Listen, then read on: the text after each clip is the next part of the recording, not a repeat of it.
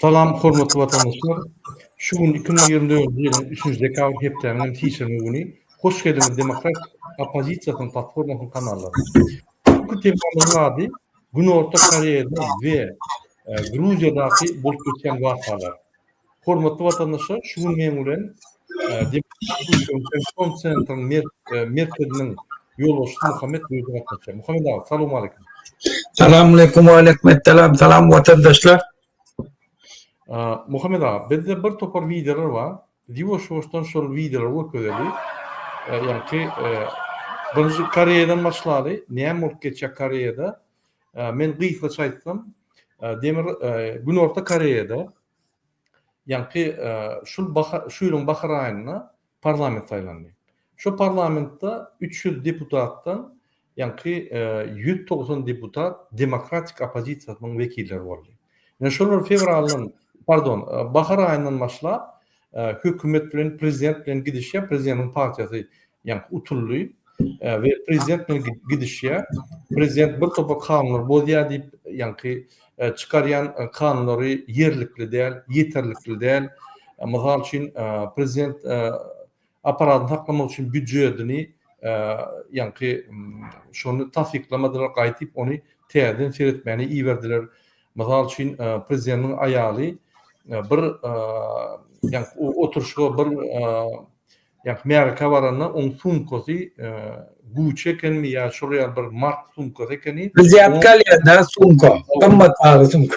Qimmat bahalı sumko, ona da jurnalist onu bellek geçip bütün dünya ülkede şulay almaşgalar işler noktalar nok niden sumkat bilýär diýip yani korrupsiya diye ya birinin ziyatkatlar diýip onun davası aygara yani ki 6 ayın içinde şular dava girip ahir soňy prezident öz güýjüni ýitirip başlandan soň birden временное положение, ягни вахтлайынча временное военное положение немеде жарнама ediyor. Чрезвычайное положение. Чрезвычайное положение deyip onu şol poложение ýerlerine yani prezident kol çekýär ve şol poложение ýerlerine yani çreзвычайное положение bolanlar onu ne partiyalar, ne parlamentler, ne yığınaklar, ne demonstratsiyalar, ne cemiyet edarları hemmeti qadagan yığınaklary. Şoň yığınaklary.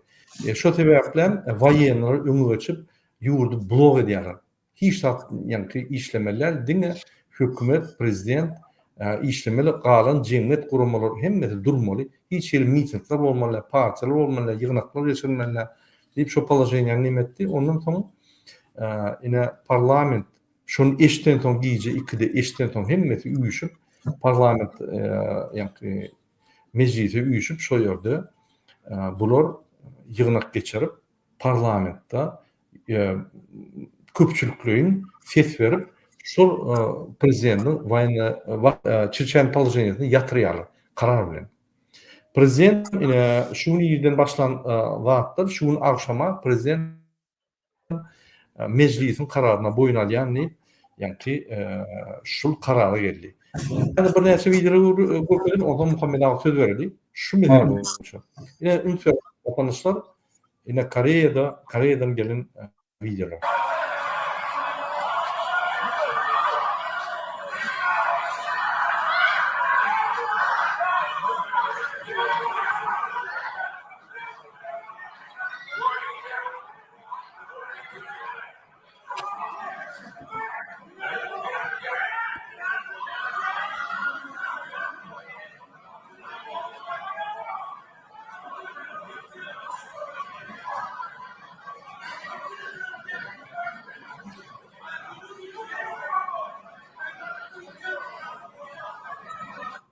Yine hormatly vatandaşlar, Koreýada parlamentda impeachment prezident impeachment bolýan. Şondan soň prezident impeachment taýarlanýar bolýan. Şondan soň prezident çirçäne poложение elan edýär ve şo ýerde ýa parlament bilen hükümetin arasyna dawalar başlaýar. Waýenler gelip parlamenti blok edýär.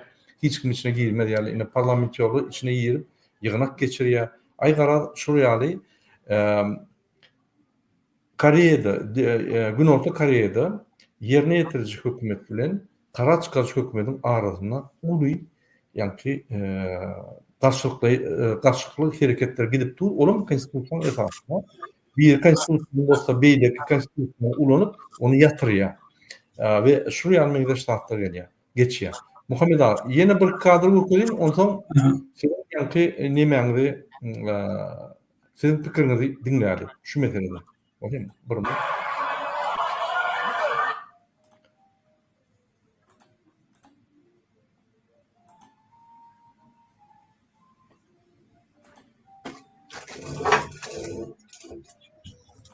Kızılbazar.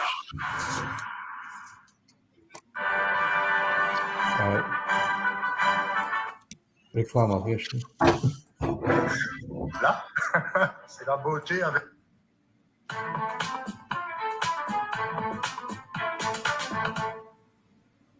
Всем привет!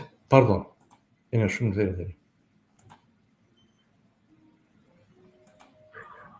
По словам президента Южной Кореи Юн Сок Йолю, оппозиция парализует работу государства, пытаясь объявить импичмент 22 правительственным чиновникам. Спецназ взял под контроль парламент Южной Кореи и заблокировал вход в него. Оппозиционные Yine prezident Gürlepur parlament 20 sani hükümet işgallerine impeachment yaptı. Yine prezidente derle şon hükümete impeachment berýär ve prezidente de impeachment bermeli diýip ýa-ni karara gelýär. депутаты вместе с протестующими пытаются проникнуть в здание. Лидер демократической партии Ли Чжэ-мён назвал действия президента противоречащими Конституции. Он заявил, что не признает Юн Сок Йоля президентом и призвал граждан выходить под парламент. На улицах Сеула появились военные и бронетехника. В Южной Корее начали призывать на службу военных запаса. В Южной İnnik video seyredir. Bul Gruziya, bir minut. Bulum Gruziya. Yine Muhammed ağa. Inni size söz vereli. Yani Koreya boyunça, Güney Koreya boyunça yine parlament bilen prezidentin arasında, prezidentin hükümetin arasında bu dava gidip dur. Prezident konstitusiýany bolup, yani çiçeğin poложение ilan etti, ona parlament yatırdı. Sizin pikirinizçe, şu vaka öz birincilden öz pikirini açsanız, onu men sonra vereyim. Wedem rada Koreýanyň bir demokratiýa otaty kök guranlar däken şo neme Koreýa döräni şo 50-nji ýyllardan soň döreýär-de. Koreýa döwleti iki bölünýär. Severni Koreýa bilen neme Ýužny Koreýa. Ondan näçe waýenler gelýärler, daýatýar, näme diýjek bolýar? Otada birat hükümet ýolbaşçy gelenlerde viziat kalma, korrupsiýa we atba. Şol üçin berdi Muhammed Ban Ki-moon'a baryp Koreýada viziatga berip gaýtýar, padarka berip türkmen dogunda berip gaýtýar. Olarda şo diýipçe baş ol. Şol üçin ýanky saýlanan prezident saýlanam şu upravляющий partiýa olam parlamentde şoň edeni işine garşylyk görkezýär. Ýöne soňky ýurda biraz awraýdan düşünýänki. Olaňa näçe sebäbi bar. Birinciden şu nemesi bar, bursy bar, Koreýa şu bursyny falsifikasiýa edip bir topar özüni gollayan baýlara neme mümkinçilik töredipdir pul gazanmana. Onu bilýärler, onu ýüzüne açýarlar, odan bir beýawraýçylyk döreýär. İkinciden ýankaýdanyň aýaly viziat kalypdyr, bir padarka beripdirler, bir gymmat bahaly sumkan. Odan bir jurnalist iýerler, ýanky diýişiň ýarak üstüne açýar, olam awraýdyryn düşýär. Odan şu halkyň içinde soňky nemesi boýunça halkyň arasynda barlanandan soň, şoň anamazady barlanandan soň on reytingi aşağı düşýär. Reytingi aşağı düşenden soň muňa impeachment berýär. Bir topar şu goýan adamlary bar, ýurdun içindäki vilayetleň häkimleri diýen ýanak ýolbaşçylaryny. Şolary impeachment berýärler parlamentin içinde. Indi muň gözüne de bermeli. Ondan bir öz konstitusiýonny prawasyny haýırlanyp şolaryň hemmesini sesini ýatyrjak bolup wagtlaýynça neme edip soň ondan ýerine näme etjekdir o Hudaý bilýär. Военный положение объявили. Enne ştada gen almaldan näme? Gije saat 2'de şo bolonna. Ve de derro halk parlamenta var yani. Ve de halk näýil? Öz demokratiýaty ýurdun näýil goraýar. Derro bar deputatly gije var, ýygyna geçirip baýanlylar duşatady. Hiç zaten çekin arakly. Bar ýaly, gir ýaly, iki partiýede, iki hem aýtýar, şoň eden näde ordy. Eýem baýanlylar diýde çykýar. Görgende haniki. Bizim ýurdumyzda da şunu ýanak wagt bolmaly kanunçylyk.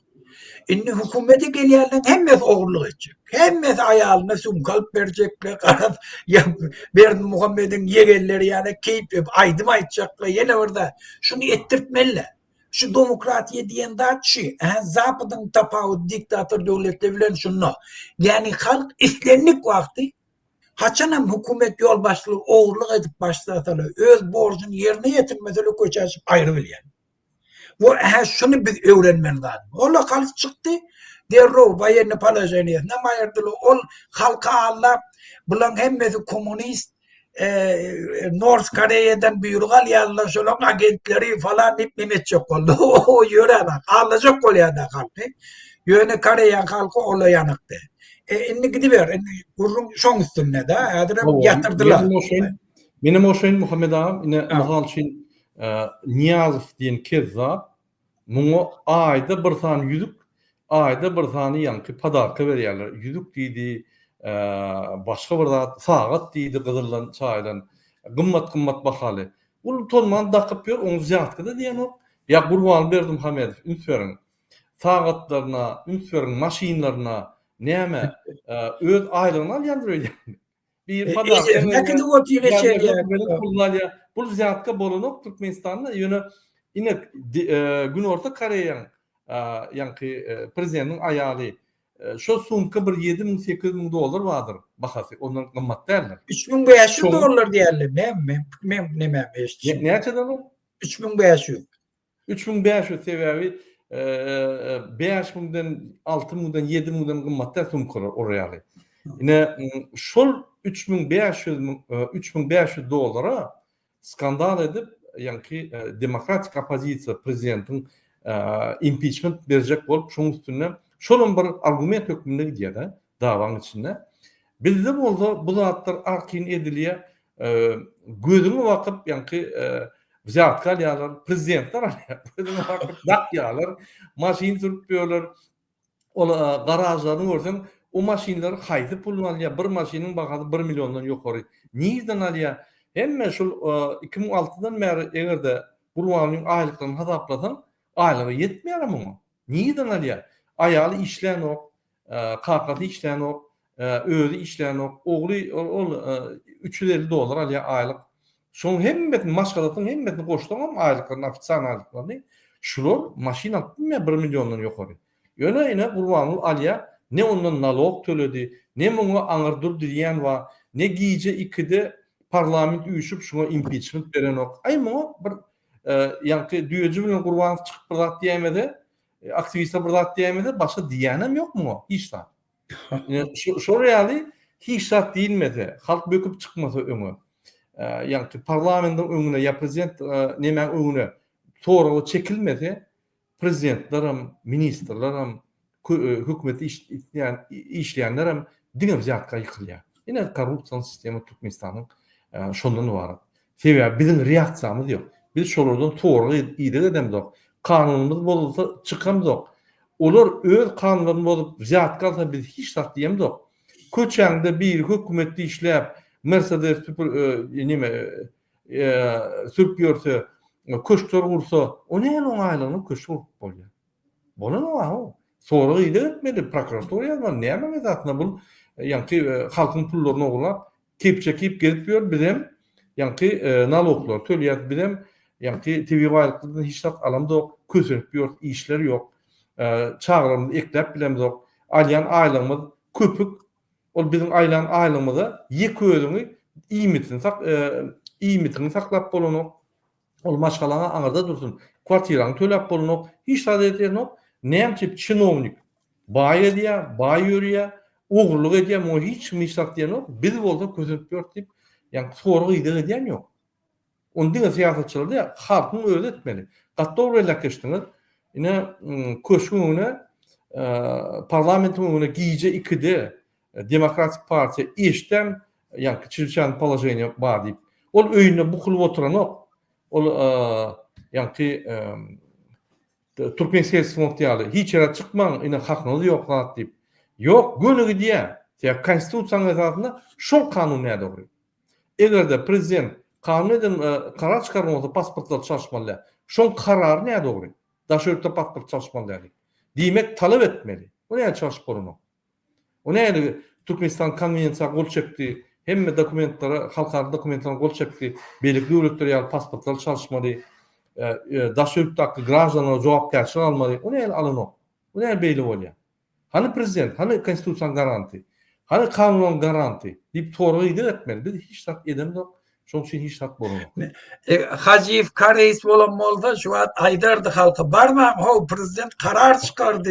Военно положение barma parlamente diýýär dolam. Ay olar neme? Utanmany şey diýerler de men gen gali özüm prava zaşit. Adamlar o dat ýa-da tip edil. Hemen diýen zatlaryny olurmaýdy. Adamlar o dat ýa. Adamlar o da gidiýär o. Adamlar hakyny gorap başlaýar. Vatanny goraýarlar, vatanny goraýarlar, korrupsiýa. Vatanny goraýar, hakky bar. Bir kanunçylyk ýaryldy. Bir kanunçylyk garşy, bular diýär zulüme garşy görüşme, sen güýjüň deňde. Ona otyrlar adamlar. Deňde hemmemiz çykmaly. Biz çyksak, bizim güýjümize güýç ýok.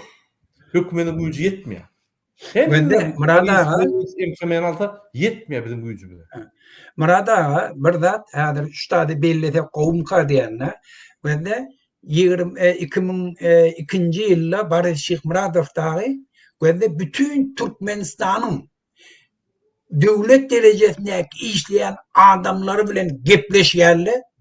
Daşary işler ministeri, prezidentin ornmasary yine de neçe tane Sudiyan başlığı Türkmenistan'ın Mollası yine hemmesini Sudiyan prokuror hemmesini yığmaya ve de parlamente barıp da prezidente ayırıp inni bula tutuk getirecek olýardy. Inni biz bilendi akmayly. Inni şunu ýanak görmýärdi. Aýdyşlaryna görä belli bolşunda. Prezident tutuk getirip jotardy o. Sen indi prezidentde biz sen İslamda.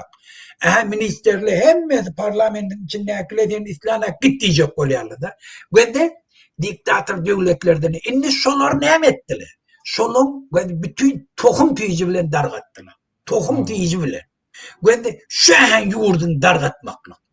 Şu atla bizim ministerlerin, hükümetin içindeki işleyen adamlar şunu fikir etmeli. Sidem yeke tutup basıp otuyor.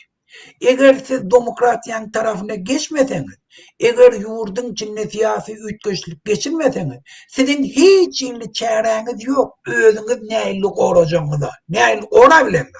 Çağalanız yetim kalıyor, özünüz türmede şuraya. Şol için şolun hemmesi Berdi Muhammed'in önünde durmalı. Ey haramzada, dava edip bolýar, gurrun edip bolýar, siyasi mesele dörýär, yurdun içinde problema dörýär. Ýöne sen özüň gora bilmeli, kanun esasında. Şola parlamente barıp aýdy bilmeli, köçe çykyp aýdy bilmeli. Bizde şu hak kesilen. Ve de bizim ministerlerimizin akyly näme? Terörçülük ýol bilen hökümet aljak bolýarlar da. Akylyň ýetgäni şol. On ýanakda dünýä normativine sen minister bir yurdun. Hem jogapkär, hem yurdun töýmeli, hem öz hakyny goramagy. A bizinkile öz hakyny goramaga hiç gaýtan giýilin hem pul ogurlajak bolýar. Aýlygy günlüğüne ýazajagyna ýetene bir kanun pul gazanjak bolýar. Şeýtdir men watanyny töýýärnejek bolýar. Nerede töýdüň? Sen öz maşgalagyny gora bilen, öz hakyny gora bilen. Şol üçin bizim ýurdumyz men demokratik yola geçmeli. Bizim halkımız öz yurdunu eğer çıkarýar. Her kim öz hakyny gora biler yani. Ministerler bir adam isleýär bilen tohum tüýüji bilen darga gitmedi. Doğru diýem. Ine has gowaýtdyňyz şuny ministerlerim öz haklaryny goramaly. Vice-premierim öz haklaryny goramaly. Şoň üçin halka ýakyn bolmaly. Haçan öz haklaryny goramaly, halk sizi gorar. Eger siz korrupsiýa edip gurbany şunu gorap erteki gün garşy çyksaňyz, onda siz bir kiç soralarda, ýani korrupsiýada Oňa bilen arzada şoňa garşy çykýan. Ýok. Birinji günden hökümet işgäri özüniň jogapkärçiligini almaly. Gurbangular işlemeliler, prezidenti işlemeliler, döwlete watany işlemeli, konstitusiýa işlemeli. Konstitusiýaň esasyna sen öz ýanky jogapkärçiligini ýerine ýetirmeli. Sebäbi erti prezident plan atýar, o diýer, bu diýer, oňa seretmeli, konstitusiýada sen jogapkärçiligin bar. Şondan çykmalylar. Konstitusiýaň esasyna sana wezipen ýanky perimetr berilenen näme jogapkärçiligin bar, näme hakyň bar. Şondan çykmalylar. Prezident aýdy beripdir-de. Sen kanun boldurup, bar olar ur, ýenç, aýyr, bas, olar ýa bolmaz, o suwdua tutup bilersiň, ýa rastlewlik etip bilersiň, ýa-ki derňäp bilersiň, eger derňede konstitusiýa bozulan bolsa, onu suwdumy iş ol, sen işinde bas tut, ol sen etmeli ony. Ine gynansaňam Türkmenistan diňe organyň üstü bilen dolandyryp dur, esasan hem MHM'nin üstü bilen. MHM birinci wezipesi haçan şuryaly bir topor, bir adam döwlet basyp alýan bolsa, ýa-da daşyndan ýa-da Türkmenistan daşyndan bir topor, bir döwlet Türkmenistan basyp alýan bolsa, birinji bilen şolar çelişen položeniýa edip şol adamy tutsak etmeli. Ine Gurbanguly Berdimuhammedow we onuň tokumy Türkmenistan dol basyp aldylar. Hani MHM? Hani bizim MHM gullugymyz? Hani şolun reaksiyasy? Hani şolun bahasy? Ýok, ýa bilmeýändir öýdämi? Gurbanguly doly Türkmenistan basyp aldy. Hemme Türkmenistanyň gurumy, ýa-ki şahalaryny, hökümet şahalaryny basyp aldy. Ýa karar çykarjy, halk maslahatyna çykyp öz başlyk boldy oň üstünde. Ýa halk mejlisiň üstünde halk maslahatyna çykyp oň üstünde de Gurbanguly otyr. Ýerine ýetirjik hökümet Serdar Berdimuhammedow basyp aldy. Suudi wapşe ikisi basyp aldy. Näme diýse şo bolýar Suud. Suud öz başlyk Suud däl, gazetler öz başlyk däl. Olar prezident tarapyndan bellenýär. Prezident tarapyndan bellenýän bolsa, parlament üstünde Gurbanguly oturun bolsa, ýerine ýetirjik hökümetiň üstünde prezident bolup Serdar oturun bolsa, hani azatlyk, hani garaşsyzlyk. Bir garaşly 100%'dan 100% garaşly. Bizim hiç ýeli şansymyz ýok. Hani MHM gullugy? Hani milli howpsuzlyk gullugy? Milli howpsuzlyk problema döredi. Bir tohum basyp aldy Türkmenistany. Hani ine şuňa MHM'nin reaksiyasy? Ine ministriň reaksiyasy näme? Näme? Üçüp bolanokmy? Gorunmak ministri, polis ministrini, kadiyeti we howpsuzlyk deňeşinde aýdyp bolanokmy? Ýoldaş Berdimuhammedow, siz hemmeler basyp aldyňyz. Siz bir tutsak etmesek bolanok diýip. Ýok, bu etmez. Sen hemme şu adamlar prezident tarapyndan we Gurbanguly tarapyndan belirlenen we olary bular wepaly. Ne halkyna, ne konstitusiýa, ne döwlete, ne döwlet problemleri bilen işler bar. Gurbanguly diýse şo döwletden ýokary problema şonu çözmeli. Döwlet bolmandan. Döwletem ýok, guruma da ýok, hiç adam ýok. Ne şonu düşündirjek bolýar halkymyza. Ine üntörüň Günorta Koreýada prezident kanun bozdy, derrew parlamentda, ýa-ki parlamentçiler üçdi, mejlis geçirip ýatyrdy nimetni.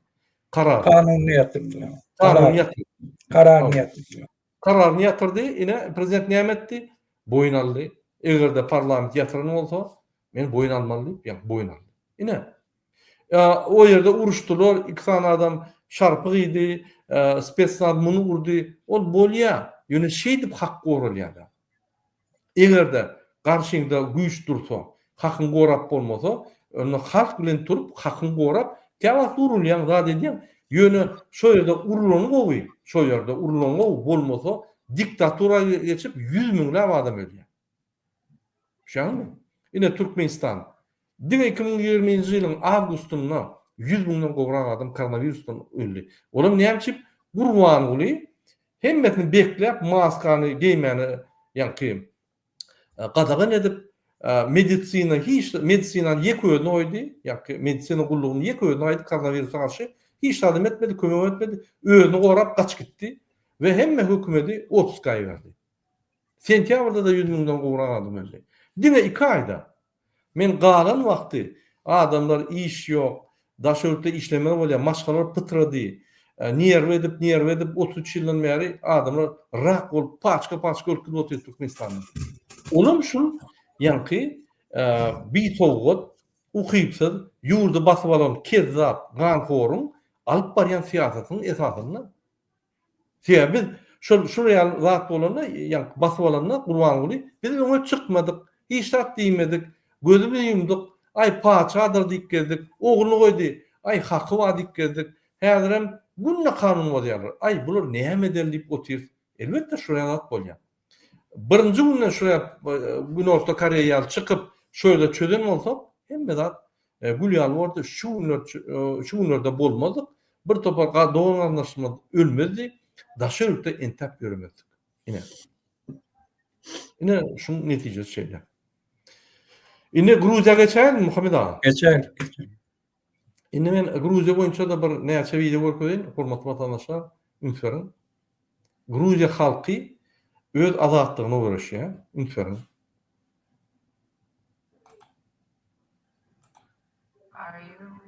Are you coming to the tree? They strung up a man, they say we wanna free. Strange things that happen to you, strange would we met and lived right in the hanging tree. Yine hormatly vatandaşlar seýerdim. Aýal maşgalan öňe çykyp parlament öňünde, ýanky parlamentli şu ýerde falsifikasiýa edilen soň öz nägerliklerini bildirip deputatlar bilen, wekiller bilen, partiýaň wekilleri bilen öňe çykyp şunu vadamyot bilen hökümet, ýanky vadamyot bilen atak edýär, şonu da dur. Giden o. Ine şu ýaly haklary Gruziya gorýar. Şoň üçin Gruziya halky bütün dünýäde giden ýerine bütün dünýä şoňa ýanky hormat goýar. Gruzin diýsem hormat goýarlar. Türkmen diýsem ine Türkiýede mysal üçin polisler gün ýüzüňe aýdýar. Siz ne watanyňyz bar? Ne siziň arkaňyzda hökümet bar? Ne siziň hakyňyz bar? Siz bir gullar, haksyz gullar diýip ýüzlerine aýdýar biziň ýanky polis gulluklary biziň watandaşlarymyza. Hatda indi patronlarym aýdyp başlady. Eger 12 saat işleýän bolsa Türkiýede 10-12 saat. Häzir şolaýla 16 saat işleýär. Gulçulugy dol ýerkitdiler türkmenler. Indiki video edelim. O zaman Muhammed ağa söz verecek.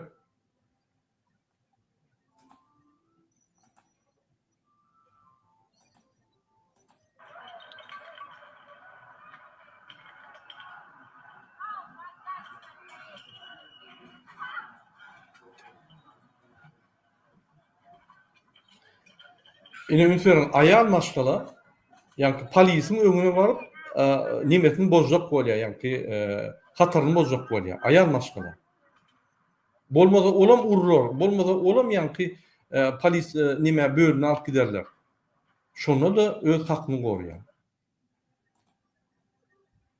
Indiki video edelim.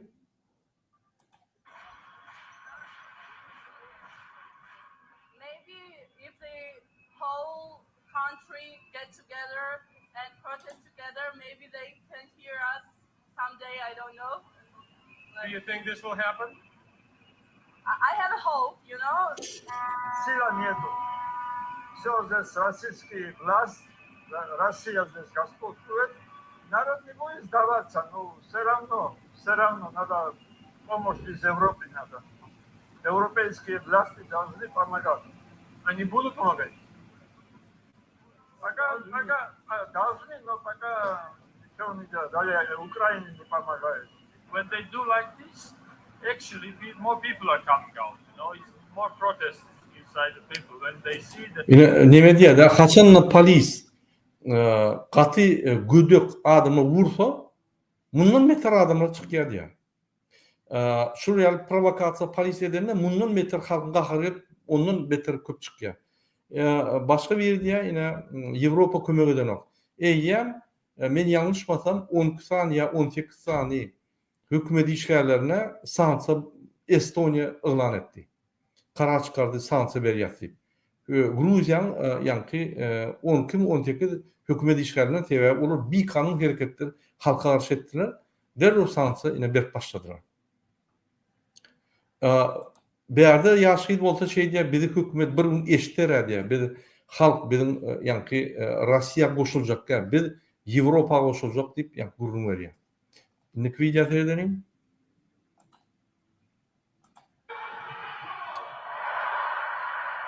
Ine Gruziya halky şurýaly öz itlerlerine, öz azatlygyna çykýardy.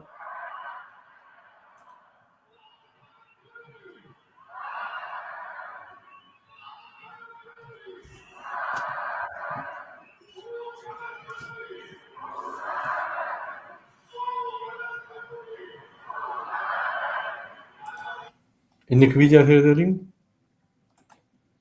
Ünsörün protesta duran adamlara halk öz puluna produkt etip berýär. Kömek et, ýani naharlýada dedi. Indi şu ýaly protesta öňe çykan adamlara halk eger öňe çykylmasa şolara ýani biri ýograna etip berýär, biri düşük etip berýär, biri palatka berýär, biri nahar berýär, biri suw getirýär. Şeýle halk golýar bir-birini. Halk organize bolýar, halk aktiv. Batgow şol.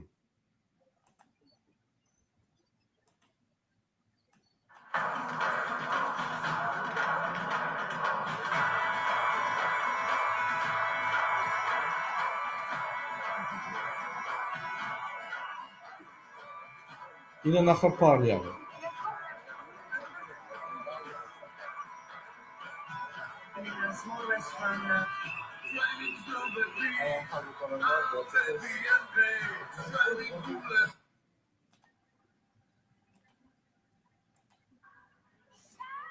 Yine garry maşgalada çykdy.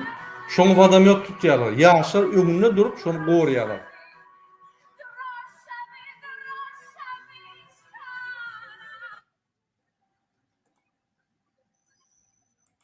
С флагами Грузии, ЕС и Украины с одной стороны и сотни полицейских с другой. Четвертую ночь подряд в Тбилиси и других городах Грузии тысячи людей протестуют против решения правительства приостановить переговоры о вступлении в Европейский Союз. «Остановите полицейское насилие», гласит надпись на одном из плакатов. В ночь на понедельник полиция особенно жестко разгоняла людей, применяя водометы и слезоточивый газ. В ответ участники протестов возводили баррикады и применяли пулеметы из фейерверков. МВД Грузии сообщила о более чем 220 задержанных в Тбилиси за 4 дня протестов, а также о 113 полицейских, пострадавших в ходе столкновений. В стране уже несколько месяцев растет напряженность между правящей партией «Грузинская мечта» и оппозицией, которая обвиняет ее в фальсификациях на выборах и проведении все более авторитарной, антизападной и пророссийской политики. Я здесь по очень простой причине, чтобы защитить свое европейское будущее и демократию в моей стране. Мы участвовали в выборах, и они были явно сфальсифицированы, и до сих пор мы делали все, что в наших силах, чтобы показать, что мы хотим европейского будущего. Мы не хотим быть частью России, мы хотим быть частью Европы, и мы принадлежим к Европе. Мы хотим быть частью Европы, мы хотим быть частью развития, мы хотим быть частью устойчивости, и мы хотим быть частью лучшей жизни. Вот почему мы стоим здесь и рискуем жизнью, рискуем здоровьем, но это стоит того. Очень простая причина – это тот факт, что моя страна заслуживает свободы от российского режима, который преследует нас на протяжении многих веков. И я считаю, что нам нужно попасть в Европу. Это действительно то, чего мы хотели на протяжении многих веков. Президент Грузии Саламе Зарубишвили с первого же дня присоединилась к протестующим, а затем отказалась покидать свой пост до тех пор, пока в стране не будут проведены новые парламентские выборы. Выборы были сфальсифицированы, не были свободными и справедливыми. Другими словами, не состоялись. Парламент, который был сформирован в результате этих выборов, не является легитимным. Оппозиционные партии не вошли в парламент, и что бы парламент ни делал, избирал правительство или президента, это тоже нелегитимно. Поэтому я президент, потому что меня избрал народ. И я являюсь президентом до тех пор, пока не будет приведен к присяге президент, законно избранным парламентом. Yine Muhammed Ağa, Ünferin, Demokratik Koreya, pardon, Güney Orta Kore'de problema demokratik parlament, sayılalı utun parlament, diktatör prezidentine gidişe. Yani prezident kanunu boya gidişe. Gruziyada olsa tersine. Parlamenti falsifikasiya edip basvalya Gruzinska mishta, yani Rossiyan rossiyski nimeleri ve opozisiyanı hiç kim salanok falsifikasiya edip yine şonu bütün halk kalıp yani öňe çykýar. Parlament falsifikasiya edip parlament diktatör tarafa gidecek olup yani prezidenti demokratiýany gorap çykýar. Ünferin iki zat dürlü zat. Şurada şu bir bellek geçmeli bir zatla ikinci yine şurada bundan 4-5 yıl bundan sonra Gruziya Avrupa taraf integrasiya etmeyene yani yol koydu. Şuna teade falsifikasyon edilen parlament, Rossiyadan Moskvadan upravlayat edilen parlament, yani dolandırılan parlament, şonu Avrupa Birleşigine gelecek 4-5 yılla şol urda hemme işler duruzmalı karar çıkardı, onun hemme halk çıkıyor. Yani partiler, demokratik partiler hemme çıkıyor. Sebebi ol bir yurdun köpten mer alıp gelen siyaseti ve halkın isleri. Yani siz şu boyunca bir ayıp verseniz, doğru düşünün. Ben de burada Kore'de devleti yurt dolandıran prezident neme olsa kanun çıkarıyor. Çiste kanun çıkarıyor da Gruzya'da neme parlament premier minister belli. Premier minister yurt dolandırıyor. A prezident bolsa garant konstitusiya yerine yetmiyor. Ol yurt dolandırana yöne halk taylaya konstitusiyanın yerine yetişine dapalniterli bir nadzor hükmünde. Her yurtta neme başka çarak da sistemleri devlet kuruluşu başka çarak. Şol için yankı neme şun etarında da o da ortlu hemme pullarını, güçlerini koydular. Parlamentte özne değişli partiyanı getirdiler falsifikasiya bilen. Premier ministerim şu parlament olsun taylaya. Onu böyle adamlarını koydular. Onun ikinci o tarzda nemedilen daha şu falsifikat getirmenin şu gelen partiye var ya şu atlam ortayadan partiye oligarkların nemesiyle gelirler. Şunu halka ses veren ne de ne diye eğer biz gelmesek ortaya bize çözür. O Ukrayna'ya vurulur. Ortaya bize ruhsat vermeye yurdumuz düzeltmeye diye. Şunun için bize ses verin diye. İnne ne mi? İnne ola 100.000 adam ola parlamentin önünde. İnne kıracakmış olur. Hem meşehirlerine de başladı. Ola yaş oğullara teret, kıyızlara, karılara hemmesi öz geleceğini Avrupa'da görüyor. Ola Avrupa gidip gel otille. Ne için? Avrupa'nı gördüler. Ne için? Avrupa'nın son yanak yaşayışını görüp inni gelip ortayadan ol betbakçılarını görüp otille. Özbekleri, Taciklerine eğildi kötüpüyorlar. Ortayadan öz halkına eğildi kötüpüyor bir diktatör. Ne için şuna koşursunuz? Şol için bula hemmez inni şuna düşünün Gürcün halkı eğer biz şu atlam, şu momenti getirsek bizim geleceğimiz yoktu. Eğer biz kahar kadaplı gidip şu at her ne ettirip şulara yol vermesek biz geleceğimizde Avrupa bilen bulur, günümüz yaşayışımızdan kovulur. Avrupa bilen bulmak ne demek? Avrupa her yurdu özüne yakınlaşacak olsa koyan şartlar ne? Birinciden demokratiya olsun diye. Demokratiya diyen ne mi? Metbuat azatlığı. İkinciden avat tayloğulları üpçün edin diye. Yurdunda adam hukuklar deklarasiyasını doğrunun yerine getirin diye. Her şey bu. Korrupsiya bolmasın diye. Korrupsiya bolmar yanak mekanizmler döredin. Şunu subut edin bile diye. Şu yurtta korrupsiya bolmar yanak. En tonne çeldin böyle Ukrayna'da bağda bir tofor korrupsiya dağıttılar. Şu neçe illapçolar bağırlak geldiler. Almadılar Yevro sayımıza. Şu neçelliğine. Siz şolar düzeldin, dakaza edin sizde karıltıyor. Adam hukukları deklarasyasını yerine getiriyenleri. Metbuat alatlarının bağlarını. Ondan bir diye size alaylı. Ondan şu prosesi neme berenini yakınlaştırıyorlar. İnni. Kanun da adına. Mesela karırlarınız közenmeler diye. Hükmen karırlarınızı siz şolu özü çağalarına karamazdan, kömeğine karamazdan özleri yaşap bilir yanak edin diye. Şol için pensiyonlu fondlarını doğru seyrediyen. İnvalidler doğru üpçün edin diye. Olu öz ece kakasının ayrığına neme göz tıkmasını devlet öz üpçünçülüğünü alsın diye. Yurdun içinde hiç kim aç yatıp durmasın diye. Sen minimal yiyecek içecek bilen devletle, dürlü mekanizmalar bilen şoları üpçün edin diye. Çağılan hem bezini okudun diye, oku şartlar ödün diye. Yurdun içinde aylıkları adamla yaşap bilir yanak şartlar ödün. O zaman o ölçü olsaydı ekonomikanı neyle ötürmek olara bağlı. O kalır gidiveriyor. O zaman şu yurttan Avrupa gelenlerine korrupsiya bolmasa kriminalle geçirilmeye, DAEŞ ile geçirilmeye, o dokümentinin, pasportlarının eyyem dünyada itibarı oluyor. O zaman Avrupa gelenine haçan gittiği de izne gitmeli oluyor. Geldiği de gelmeli. Hem kanunçuluk ornaşıyor. Şunun için hem Avrupa şoları talep ediyor. Korrupsiyanı ayırın diye. Yurdunu da istenlik vakti grajdalarına gidip gelip bilsin diye. Bankavuzki sistemanı düzeldin. Bir pul geçirmek yengil olsun. Avrupa'da işlep verenler arkayın öz yurduna pul edip bildirler, pul alıp bildirler. Daşar yurtta işleyen Gruziyalıların hemmesini hayfi yurt Avrupa sayısı nimette.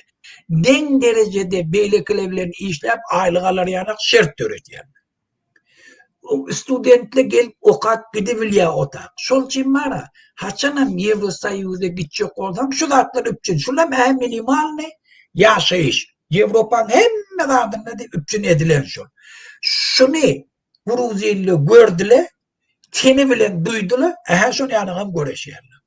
O kaptırlan ortaya her haramdağdaçılık edip, şunları Avrupa salacak oluyor.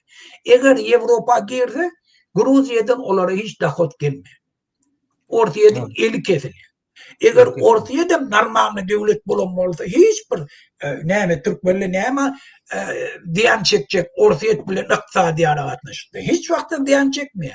Yani ortaya diktatörleri kullanı için sen bar halkın kır öldür bir de pulmuz getir diye ondan ol neyme etse dünyanın yüzüne de şoları koruyor.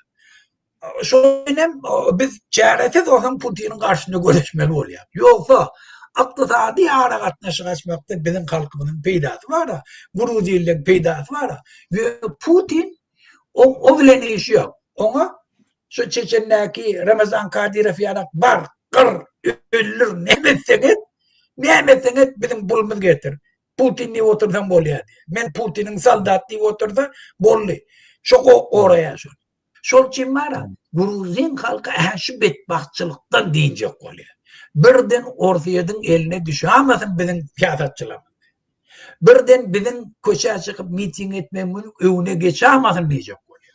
Yoksa koy ortaya değişli partiyerde koy bolsun. Eğer kanunu hürmet koysalar. Bir gedek oluyorlar, bir gedek böyle. Bunu yöne hemen keşek oluyor. Ay falsifikatsa hava. Adamı idalamak falsifikatsa. Muhammed abi. Ondan bir yaşta ne eğildi dıda otuyla. Böyle sen eğer geleceğin olacak oradan. Gelecekki çağılan üpçün edecek oradan. Yurdun içinde biz prelim önüne geçecek oradan. Ul olup ortaya Türkiye'de sen eğer yaşamayacak oradan. Onunla öz ıkbalın özün çözmeli. Hiçim gelip çözülmeli. Avrupa'da gelip koşulsana ama yani halkı görüyor ki köşe açık yani. İyiydi giderli kahar gazap ver. Yok, benim kömek ederli. Kömek onları yara vermek gerek ki. Ortaya yara veriyor. İslamist'le eyyem eline yara kalıp yurdu bulaştırıyor. Bula yara verene, bulaştıran halen miting var. Oturuşun, gepleşin, çözün. Şu atlım eğer Gruziye'de gene kadar şu hükümete gelen parti. Bolya gelin tezeden sayılı geçirelim. Ne mi kıyınçılı var? Sana sefiyorum orada yine verir. Bir tofur adam nerede? Yurdu düzgün pariyadaya getirmek için gene hemen kaytadan saylaw geçirelim. Parlamentin falsifiye. konstitusiýasyny ýatyryp Ýewropa goşulmaly. Bolýar biz goşulaýly. Kim berde hökümete, haýsy parlamentin, haýsy deputat kim taýlansa gelin prosesi dowam etdirberin. Ortaya ýok. Bunun gözüne basyp Ýewrosoýuzda girmersiňiz diýjek. Ondan Ukraina edişýana o burgutları var, spesnaslary. Gel öldürçek bolýar. Şolun hemmesini ozan ortaýatda şu atlam ortaýada hyzmat edip berler. Şu adam öldürenleri Ukrainanyň meýdanyna boluşýar. Bu taýda häzir şulara hemme mümkinçilik töretýärler halky kıssın. Vurun, yenjin, öldürün diye. Nämeseňiz ýene goý bulunsun, goý gражданский uruş bolsun, göne Ýewrosoýuzda Gruziýa goşulşmady. Yoksa da onları öldürürler hemmesini. Yanukovyç alıp gidip hemen zaten kesiştiler yani. Doğru diýem. Ine hormatly vatandaşlar, men size ýürüýte dokument görkezeyim, unutmaýyn. Ine какие критерии для вступления в Евросоюз? Евросоюза girecek olsam ne kritérileri var? Gene şuna söyleyeyim. Создание стабильных институтов. Yani senin döwletinde stabilny institutlar, institut demek okujalar değil, hökümet institutları, cemiyet institutları, parlament institutları. O parlament institutları demek näme? O tabiýety, etraf soветleri, şäher soветleri, velayet meclisi, Türkmenistanyň umum meclisi, şu ýaly şo gurumly işlemeli we özbaşlyk bolmaly. Hiç kime degişliler, baglar, prezident olar bellemeler. Olar mysal üçin velayet meclisi, velayet häkimini velayet meclisi berýär. Şäher meclisi şäher häkimi berýär. Prezidentiň goşulmany öýre haky ýok. Häzir etrafy çel prezident berýär. Onda saýlawlar näme gerek? Näme ýa şäher meclisi näme çek saýlar? Bar häkim prezident goýan bolsa. Ya velayet meclisi saylamak näme gerek? Bar prezident onu belleýän bolsa. Ya da Türkmenistanyň meclisiniň başlygyny bar prezident goýan bolsa. Saýlawlar näme gerek? Ine şunu falsifikasiýa diýer. Halk saýlanok, halkyň dahylamy ýok. Şonuň üçin hökümet baswalylar ýürüýte vertikal diktator sistemasyny gurdular we Türkmenistanyna sen ne saýlanyp bilýän, ne sesin berip bilýän, ne sesin sen ýanky uçoda ýerýär. Sen seslerini oğurlap, ses berdin diýip, ýa-ni Serdar Berdimuhammed saýlanýar, öz oğluny saýlaýar, ýa-ni Gurban oğlu, şo ýazatlar bolup geçýär. Indi создание стабильных институтов, şol institutlar, ýa-ni cemiyet institutları, hökümet institutları we qadiyet institutları bolmaly. İkinci, гарантирующий demokratiýu, ýa-ni şol institutlar demokratiýany garantiýasyny bermeli. Верховенство закона, ýa-ni kanunların yukarı derecede seyredilmeli. Prava человека, adamın hakları olmalı. Уважение и защита меньшинства и их уважение. Yani köpçülüklere değerli, yani karşıdaki yerlerin hormat koymalı. Küçük halklara da hormat koymalı ve ulu halklara da hormat koymalı. Den seyretmeli. İndiki haýsy kriteriýa boýunça ýerse alınýar, Ýewrosoýuzda alınýar. Birinji, döwlet Ýewropa döwleti bolmaly. Ýagny Gruziýa bir bölegi Ýewropa döwletine ýeýär. Şonuň üçin Gruziýa girilýär. Ikinji, должна соблюдать принцип свободы. Yani azatlyk prinsiplaryny ol goýramaly şu döwlet. Demokratiýany, уважение к правам человека и фундаментальным свободам, верховенство закона. Adama yani hormat koymaly, adamın fundamental şertlerine hormat koymaly.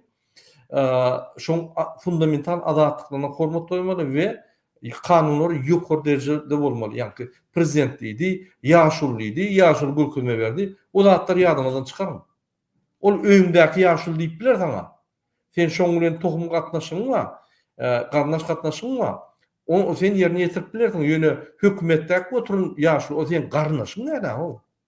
Ne o ýaşul, o da ýaşul bolup geçdin. Ol bir hökümet wezipedäki adam. Hökümet wezipeden çykýan bolsa, şöýde hakdan bolýan bolsa, sen onu dinlemeler. Biz öňe çykyp onu aýyrmaly. Sebäbi bespredel edýär. Şähermi? Men näçe sada dille düşündirip bilsem düşündirjek bolýan. Indiki Что необходимо сделать стране для вступления в ЕС? Indi ЕС'e girmek için ne etmeli? Şu şartlar, yani kaydan şartların yerine getirilen soň, birinji bilen zayavka vermeli. Men yani YS'e azat boljak diýip zayavka vermeli. Onsoň haýsy döwletler, yani haýsy döwletler giýjek bolýar häzir Ýewropa Birleşigine? Albaniya, Bosniya, Herzegovina, Moldova, Severная Makedoniya, Сербия, Турция, Украина и Черногория. Грузия и Kosovo являются потенциальными странами кандидатами. Ülkelerin kim Rossiya girecek bolýar? Hemmesi Rossiyadan gaçýar. Rossiya taňa näme hödürlýär? Raketa, uruş, bombarlamak, diktator hödürlýär we haklary bozman hödürlýär. Indi haçanla biz Ýewropa Birleşiginiň gymmatlyklaryny, Ýewropa demokratiýaň, dünýäniň demokratiýaň gymmatlyklary, demokratiýa diýmek halkyň hojaýynlygy, hojaýynçylygy, döwlete hojaýynçylygy. O bizim konstitusiýamyzda belli ýazyly 3-nji statýada. Türkmenistanyň iň uluk organ, prezidentiň ýokary, gurbanyň 100.000 sany gahraman medaly, 100.000 sany milli liderçilik alýanam bolsa, şonun ýokarda halk. Halk istenlik wagt şonu aýryp bilýär. Istenlik wagt tutsak edip, eger janaýdy bolsa basyp bilýär. Serdar Berdimuhammedow istenlik wagt aýryp bilýär. Lüboy чиновник, Raşid Meredov, minister, polisiň başlygy lüboy wagt aýryp bilýär halk. Şol ýaly halkyň borjy we haky bar. Şeňmi? Şoňa impeachment diýilýär. Impeachment diýmek nedoverие. Biz Gurbanyň Berdimuhammedowa milli lider hökmüne ynanmamyz ýok. O milli lider de öz tohumynyň milli lideri. O kimler arkadagy? Arkadagy hiç kim arkadagy da. Öz tohumynyň arkadagy. Hatta öz tohumdan başlanan kidal etdi. Öz tohumdan garanti etdiren Serdar Gırp başladı. Bunlar maşennikler. Обычный korrupsiyon maşennikler geldi karizi fiýaly. Ülkeşker yok. Bular ýöne hökümetin işini işläp o hökümetin oğlak tutulup türmeye başyp Niyazowa yallaklap ýazyp aýagyny eline oşap çykyp gaçyp gidip Jadanyň proýekti. Ine tapawut. Ýöne şo burada. Şonuň üçin bize maşennikler, nomenklaturyny opozisiýa bize demokratik opozisiýa, demokratik partiýalar we demokratiýany hödürleýän gurumlar Türkmenistanda bolsa biz baxtly ýaşar. Şo zatlar bolmasa, ol maşennik, bul gidip özüni goramak üçin hukuk gorayan gurum açyp hiç kim gorak görnok. Diňe özüni gorap ýörür hemmerde. Hemmeler tökmet atyp pok atyp çykdy. Olaýan maşennikler. Şoň üçin halk akylly bolmaly. Siziň istekleriniz, siziň demokratik şertlerinizi diňe demokratik opozisiýa hödürleýär. Başgasy agzyna tutanaw bolmaly. Ine şeýle Muhammed aga, men bir zada gen görýän, Türkmenistanyna ine haçan şuryaly bir halk Koreýada ýa-da Gruziýada haklaryny gorap başlasa, Türkmenistanyň halkyny emkeme şeýle bir ideýa salýar, ay bular ýurdu dağıtjak bolýar, terdim Koreýa, terdim Gruziýa, ine bular ýurdu pytratjak bolýar. Hakykatdan bolsa ine şu zatlar Gruziýada ýaly, Koreýada ýaly, Fransada da bolýar. Ne daý bok. Hudaý taklasyn. Macron bir zat edäýär de böküp çykýarlar. Hatta Macron'a aňarda dursun. Bir minister bir kanun, agrikultura kanunu alsa bir erbet kanun çykarsa ýa-da erbet teklip berse, derru agrikultur çykýar. Ýa-da ol işgärlik çykýar, işler çykýar, aýlyklar pesip. Fransada minimal aylık 1500 euro. Şonu az görýärler. Şonu çykýarlar. Aýlyklar galdyrjak bolup. Bir topar gurumana. Bir de o 1500 euro alýarlar, kwartlata $350 $650-700 çeldi. Euro çeldi.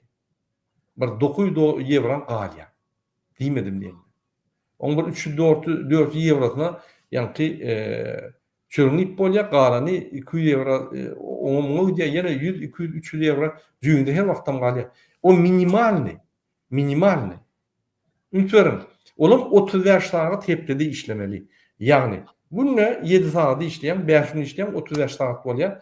6-njy wagtyny başlaýdy işläp bilýän, boşma çykadan bilýän ýa-da 7 saat derle ikinji işte 10 ýene de 3 saat işläp bilýän 4 saat olma sen aýlyk köpelýär. Ýöne käbir aýlyklar var 35 saatda 7.000 euro kazanýar, 10.000 euro kazanýar, 5.000 euro kazanýar, 3.000 euro kazanýar. Ol sen ýanky direjeňe baglylar.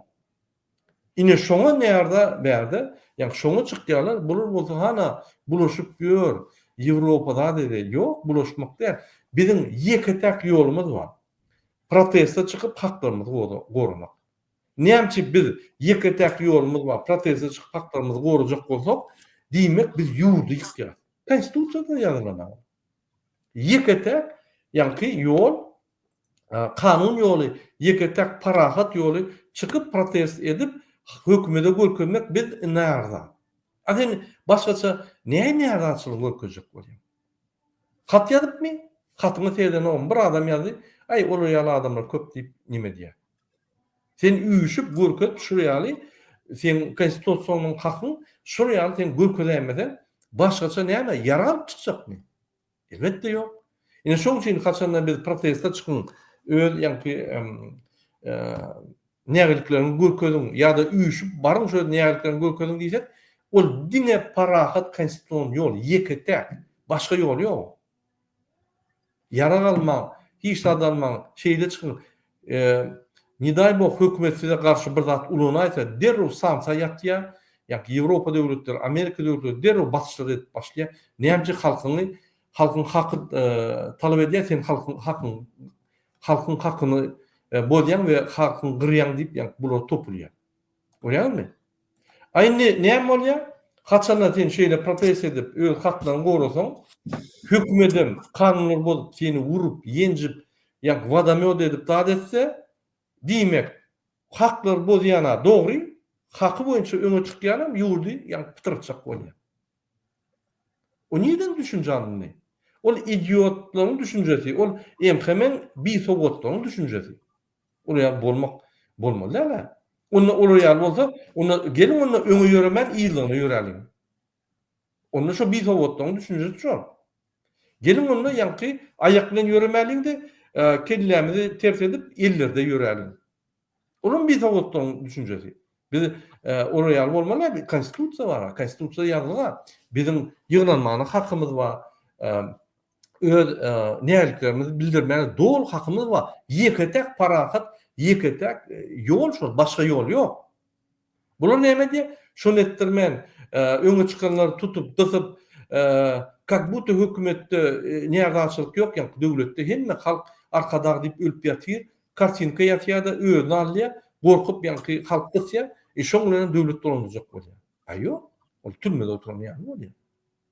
Şoň üçin biz azat bolmaly. Istenen adam öz konstitusiýon hakyny ulanmaly.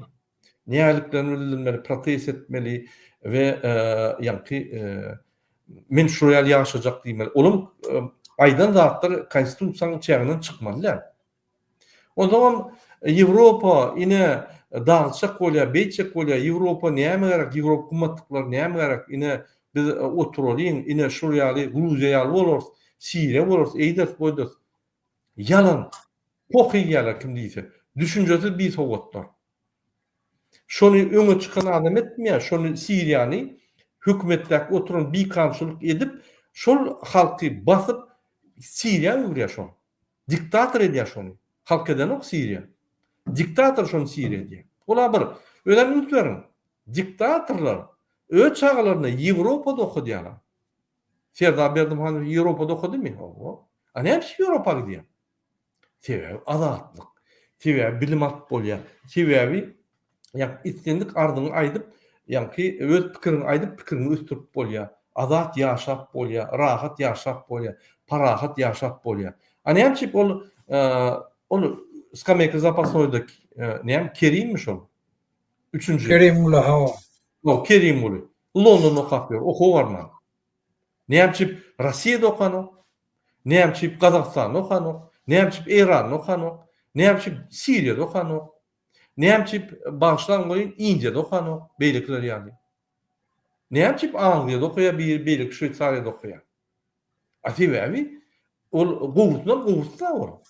Ine şoň üçin adamlar Ýewropa ýa-ki ýykyljak bolýar. Ýewropaň gymmatlyklaryny öýlerine çekip şol ýaly Ýewropada ýaly ýaşajak bolýar. Ine şoň üçin Ýewropany bir gün ýaşak görmedik. Turist hökmünde gel diplomat giden Serdar we Kerimuli hiç wagt Ýewropa ýaly döwlet bilmez. Ýewropada integrasiýa bolup, ýaşap, giýje uny işläp, hemme sistemany öwrenen adamlar Ýewropa ýaly baht durmuş grup bilýärler Türkmenistanda. O bir topor nomenklaturna pozisiýa Karizow ýaly gelip, hiç sad etmän, öz oglan pullaryna ýaşap, töhmet atyp ýörenler, ýene-de Ýewropadan gelseler, olar Ýewropaň nämedigini bilen. Ýaşagyň görnok, integrasiýa edilen görnok, firma açyp işläp görnok ýa birine işläp görnok ýa ýolbaş bolup görnok Ýewropada. Diňe diktator döwletde pul oglap, maşenik bolup görenler. Başgalar bilen o. Şoň üçin biz bir täze durmuşa, täze derejede täze derejede işläp täze adamlar, täze derejede işläp biljek adamlar bilen Türkmenistany öňe gitmeli. Başga ýol ýok. Muhammed ağa. Gruziya meselesini tamamlamak öz pikirini aýtsaňyz bir jemle. Burada bir şuat interview berdi şu dinleyelim. Biz neme Siriye meselesine deyip geçtik ta öňkü çykyşymyzda. Bende 3 ýerde şu an neme boldy. Indi 4-nji Kanada postda işleýärler şu an eýem 20 gün bäri zabastovka edip berdi. Hiç kim şular tutanagam, basanagam postalarda hiç ýerde işleýän şu an. Berde de posta olur oynaya. Hemme hatla duş var gelene. Benim gördü işte Kanada devleti indi şolara teröristem diyene, vatanın dönügem diyene, olur tutanağa. Pristaviterler var ya devlet uramalarıyla gepleşerler, aylıklarını kaldıracak. Orada kaldıracak diye. Bula kaldır. Olmasa ondan kahar kadar emet baş. Öňşülo gepleşik ýolla bilen çözüp. Indi ahyrda näme etmeli boldylar? Gepleşik bilen çözüp bolmaly, basyş etmeli. Onu hemme edaraly ýatyrdylar. Indi döwlet eýlek demedi, hökmen çözmeli bolýar.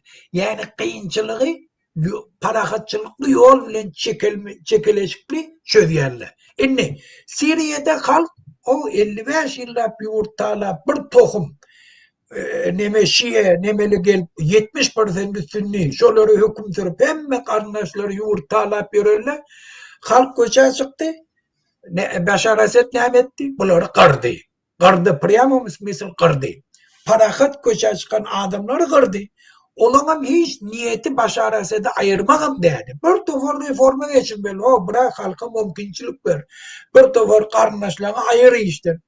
Adamlar saylap öz häkimlerini özleri bellep bildir. Ýagdaýlar gowular. Bir näme etdi? Olan karşısına yara olan. Ondan şun yara olananla ondan köçe çıkan adamlar görnenine erti türmäge gitjegini bilýärler. Şolu dursa türmäge gitjegini bilýär. Geljek şo ýurtunda ýokluyor. Ondan bir topar İslamistler taýinli ellerine yara var. O näme etýärler kimler? Ola Saudi Arabiya, Erdoğan ýany binamız men aýtjak binamız. Siriýany dargadan şo. Türkmen halkyny biziň aktivistlerimiz celladyň eline tapşyran şol. Ondan İran ýanaklar, şular taýin, ondan gelýärler İslamistler taýin, şo tak geldiler eline ýara var, pullary var, ýurdy grajdansk uruş eldi. Erti kunem şo diktatorlar aýrylýar. Eger birden sesiniz çıkarıp köçe çıkarsanız erti geleceğiniz ola Suriye'dedir diye. Özet ya şunu. Ola Irak'tır diye. Ola falan diye. Şu diktatör devletler diye. Şol için şu adam biz öğrenmeli adamın birinciden parahatçılıklı, kahar gadaplı hareketlemeli etmeli. Hakkın korumanı oňarmaly. Hiç vakt siyasi ütkeşiklige dini etikady koşmalı. Şuna hem aktivistlerimiz şundan taşlaşmalı. Hükümete gelen adamla oğurluk edecek oluyor. Şu tapavotçuya kim olsun? Gurrun näme demokratiya näme suçnasda näme sen oğurluk ettirmeli. Oğurluk ettirecekkä bolsam metbuat adatlyk bolsun aýdyp durar ýany. Köçe çykyp aýryp biler ýany mehanizm bolsun. Şu mehanizm göretmeli. Ondan sonra hükümete gelen adam kim olsa şu olsun. Sen oğurluk ettiremem. Ve de eğer dini hükümet yola geldi, o zaman sen çala koça çıktın, sen dinin karşısına gittiyen deyip öldürüyor. Sen Hudayın karşısına gittiyen deyip öldürüyorlar. Sen cezalandırıyorlar, Kur'an'ın esasında da cezalandırıyor. Yani Pakistan'da bir ulu ahurlan biri şu kişicik çağlama mektebe hücre okuya. Şoları iznasıyla bu deriptir. O zaman bir neyse tane ayalı elle ırıptır. O zaman şunu gelip ona aydan adamları ay bula kafir bula mena Hudayın ahunna neme şek getiriyerle falan etiye deyip şunu daşladı öldür ya. Sonradan bilip hem bütün ömrü edip duran şöyle kendini öldürmeye vardır. Yani Kanada'da dindar adam. Dindar. Ulu çorçlarının biri.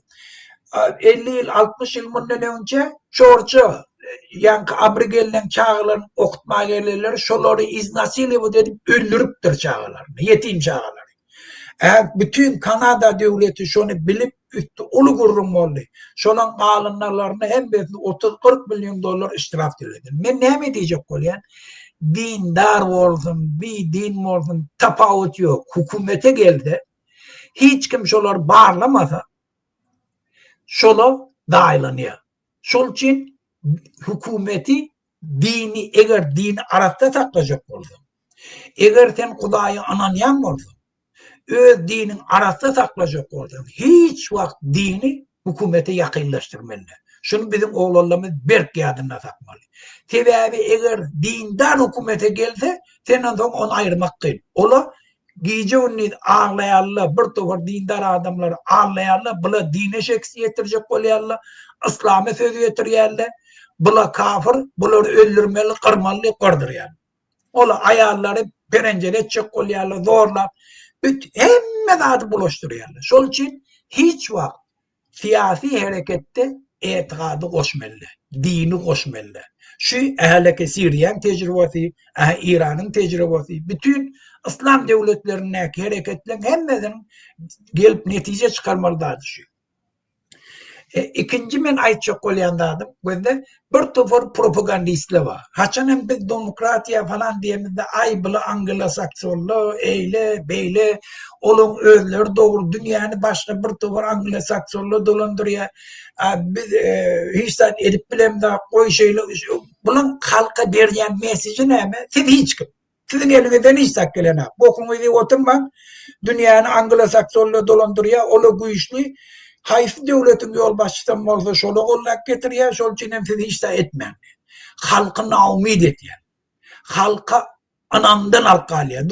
Onu şolara ayıttım. Havvete nem pırlı gayet ya. Hem dünyanın yüzünde adamlar o neçe bin yıllar yaşak geliyor. O şun bir tecrübesi vardır. Hayfi ne hilli görünüşün ne bir yaşamalı.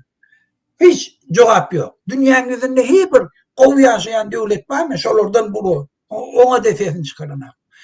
Şolara dedim, ehleke şun kun dünyanın yüzünde en kov yaşayan devletler var. Avrupa, Amerika, Kanada, demokratik uğruna giden devletler.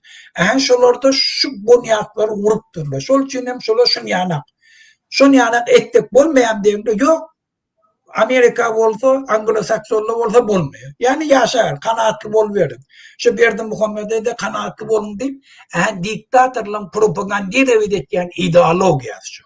Şol için onunla biz taşlaşaydık. Dünyada bak, biz şunu yaşayan. Şun. Avrupa yanık yaşayabildik şun bizim halkımız. Biz şunu çağırdığımızda yettik biz. Ondan tedi de taptık. Yol açık, miting et, köçe koy, partiye dörün. Bir tedi hükümet kuruşlarını getirdi, sen birinci dünyanın yüzünde bahtlede yurdun. Sen şuna da şart öğretiyorsun. Şunun için demokratiya için görüşmeklik. Şunun geçim yollarını öğrenip de gerekli adımın öz halkımızı alıp vermeklik bizim daşar yurttaki Avrupa'da gelip gören jurnalist, siyasetçi, yaşayıcılar, enstitütlerde okuyup gören şunun bizim borcumuz.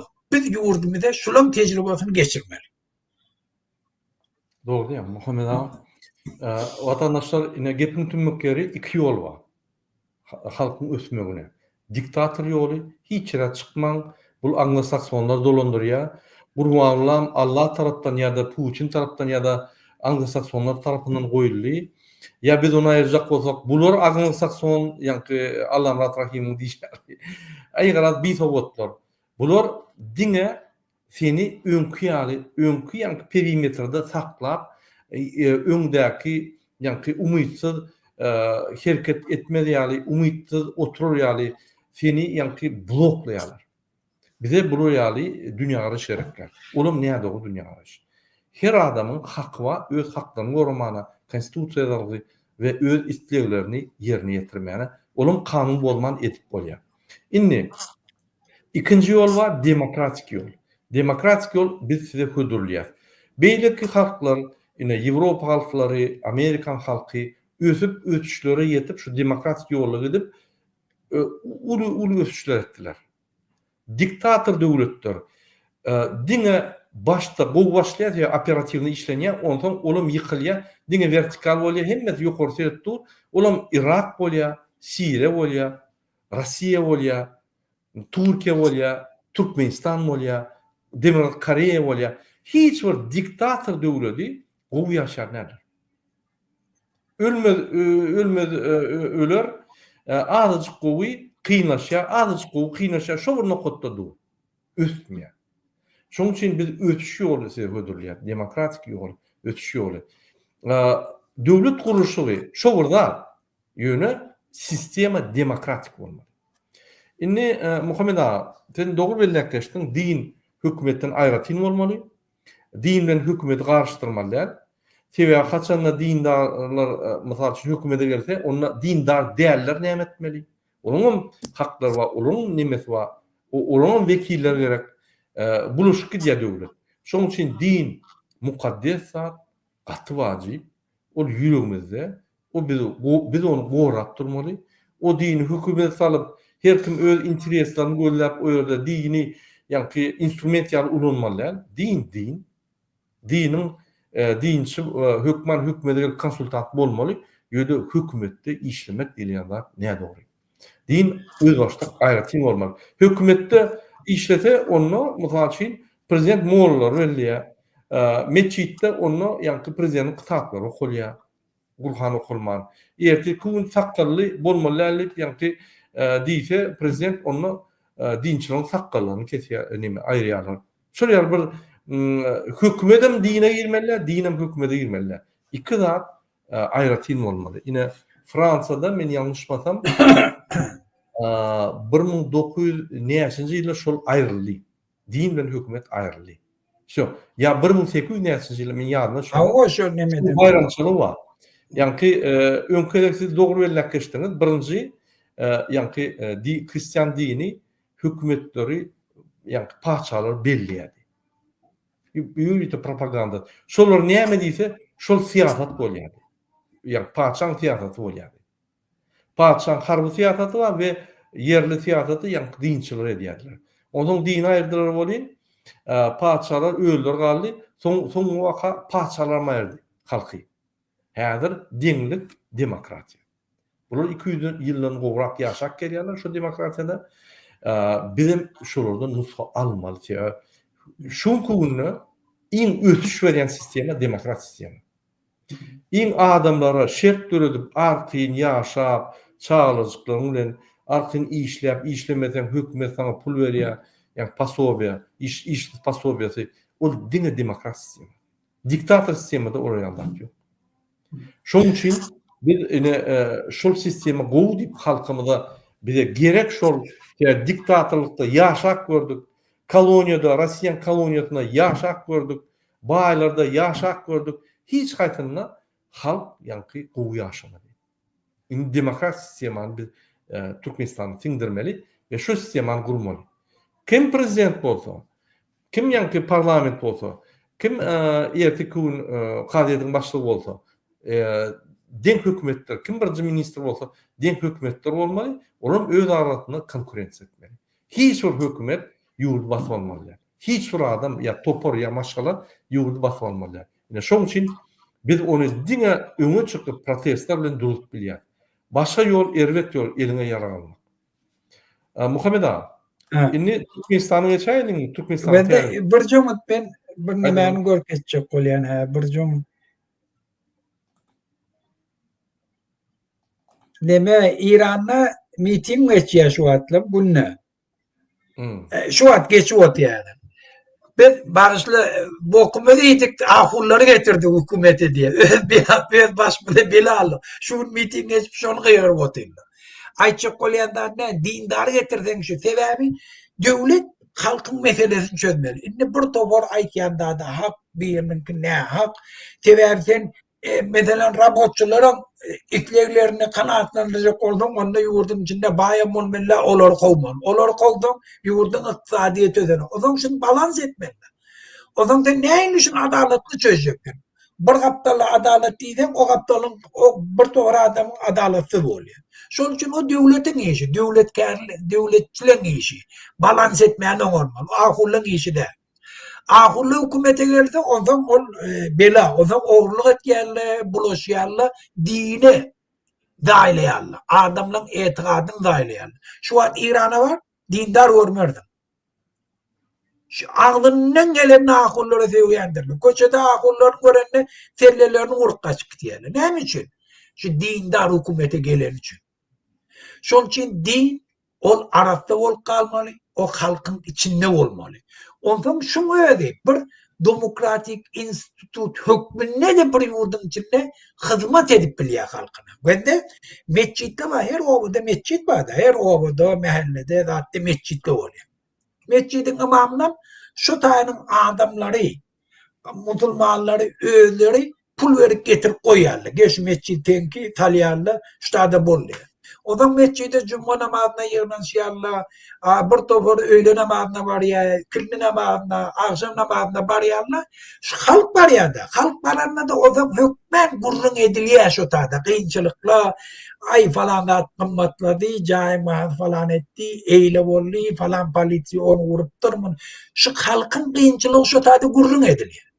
Moğolluna şunun hemmesinden haberli. O zaman buna hükümet bilen halkın arasında meseleleri doğru halktan problemlerini bilmek için o mekanizm. Şöyle barıp aydıp meseleleri öceşmeyeke, onu konflikte barmaka önünden çözüp oluyor. Kaytım devlet şu ahulle mescitle devletin parahat bolmağına, bar kıyınçılığı bilmeyene, vaktini çözmeyene, kıyınçılıkla önlenmeğe ulun oğul oynap biliyor. Sonra halka modalarını anam ediyor.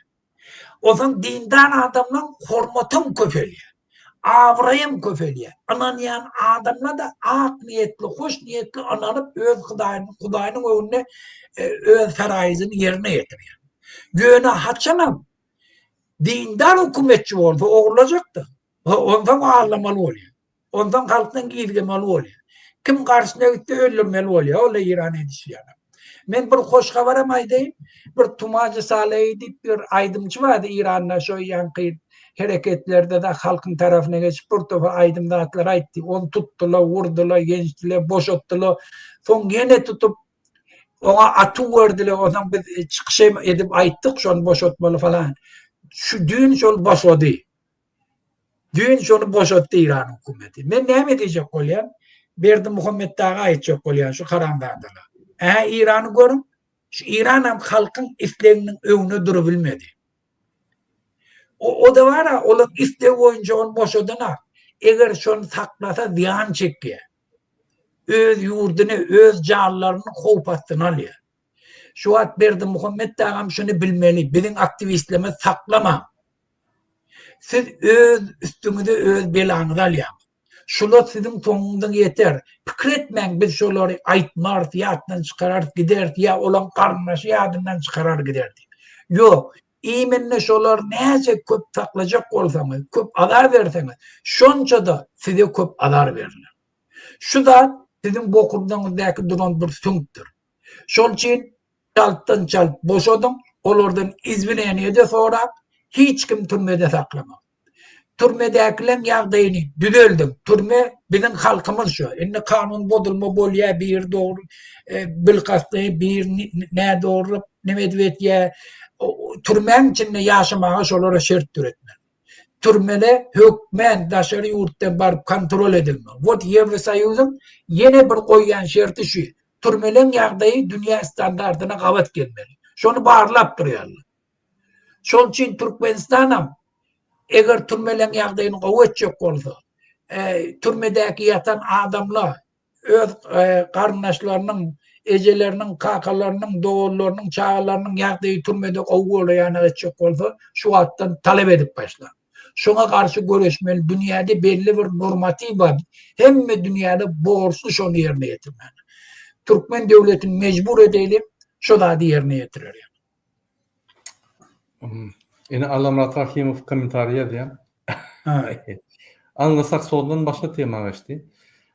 Hürmetli vatandaşlar, yine bir de haber yerli Türkmenistan'ın Gurmuavli'nin kaçmak proyektine geldi.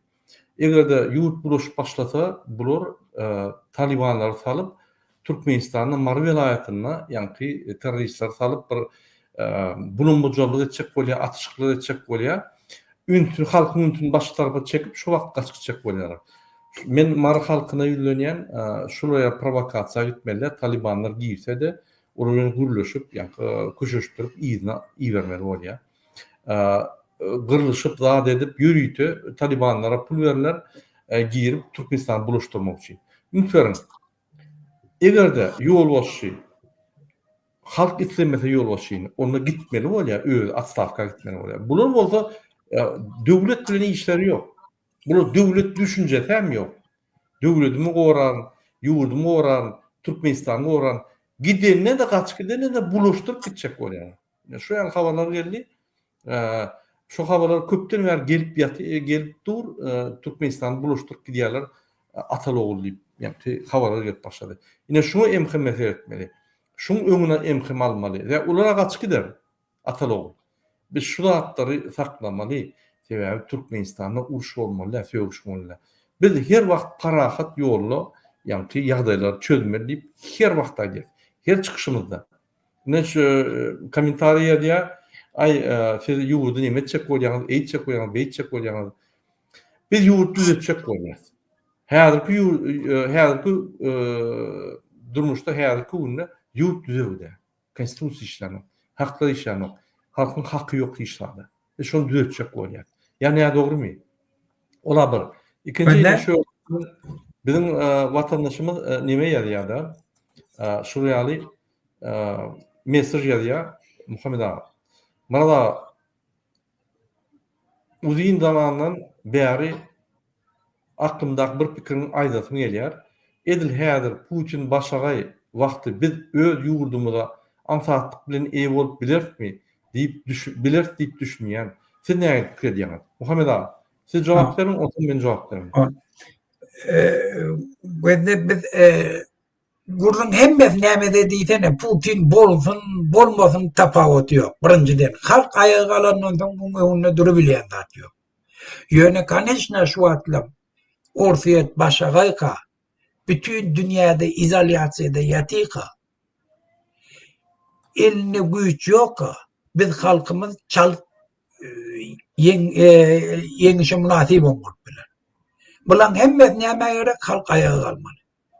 Köçe çıkmalı. Şol için şu adam vakti. Hem ekşem şuna karışıyor. Şu an dünya İslenlik Türkmenistan'la azatlık için görüşen toporları, demokratiya için görüşlerini kollamağa tayin. Şu sebepten şu an en amatlı momentlerden biri. Şol için edivermeli, elinden geleni etmeli şu an. Şu İslenlik hareketi var ya, boş bolanak. Sebebi hükümet yol başçıları korkup başlıyor. O zaman halkın isteğini kanaatlandırıp başlayarlar. Biz şu an neçiyle hareket geldi, hala yegerlerinin birini açıkken nedir? Giydiğim orada drondur. Önkiyana tanz edip bilene. Çala bırdat bolsa studentlerin pulunu tölemese derro diyemese edip başlayarlar. Şol için İslenlik hareket kanun esasında parakatçılıklı, kahar gadaplı etse ol palajitilin tesirini koyuyor. Yöne biz ne için görüşüyor? Biz birinciden yurdumuzun baylığı halkına sinir yana geçecek oluyor. Biz yurdun içinde kanunçuluk dolu. hormat koyup yerine getiriler yani geçecek oluyor. Biz yurdun içinde, hükümetin içindeki işleyen, hem sferasındakiler, vaziyatki almağa mecbur bolmani, kanun esasında işler, öz başkalarını doğal üpçün edip bilir yana geçecek oluyor. Dastoyla işlep bilen adamla beyliklerden tapavutlu olup, o aylıgaları yana geçecek oluyor.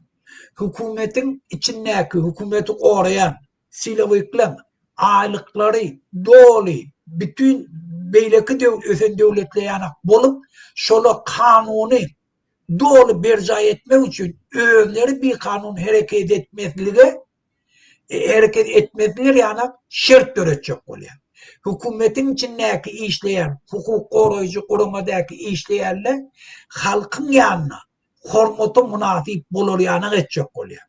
Biz yurdumuzun halkı daşar yurda gidip işlemer yana geçecek oluyor. Eğer belli bir şartla bile daşar yurtta işlemeyi özlerini amatlı bildi, bizim devletimiz şunun hemme hak hukukunu korap bilir yana geçecek oluyor. Bizim studentlerimiz devletin bizim öz baylığımızdan gelen pulun hesabından dünyanın en ösen devletlerini okap bilir yana geçecek oluyor. Ondan okuğunu kuturup öz yurduna hizmet edip bilir yana. Hizmet denne de yol okuğu kuturan yurdumdan kov aylık alıp bilir yana şart görecek oluyor. Biz yurdumuzda hiç bak yaşlı adam yani pensiya çıkarlar öz çağalarına dar bolmani öz gününü dol aylap bilir yana geçecek oluyor. Biz invalidli Türkmenistan'ı öz kostarlarına adar bolmur yana hükümet taraftan dol üpçünçülüğü şolara bilir yana geçecek oluyor. Biz yurdun içinde hiç vakt halkımız közenler yana yemek içmek için oğurluk etmer yana geçecek oluyor.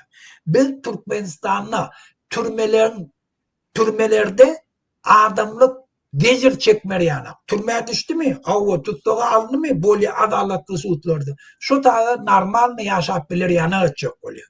Biz Türkmenistan'da sudyaları bir adam bellemeni halkın özü beller yana. Hükümeti değişirle dine kanun esasında sud edip bilir yana geçecek oluyor.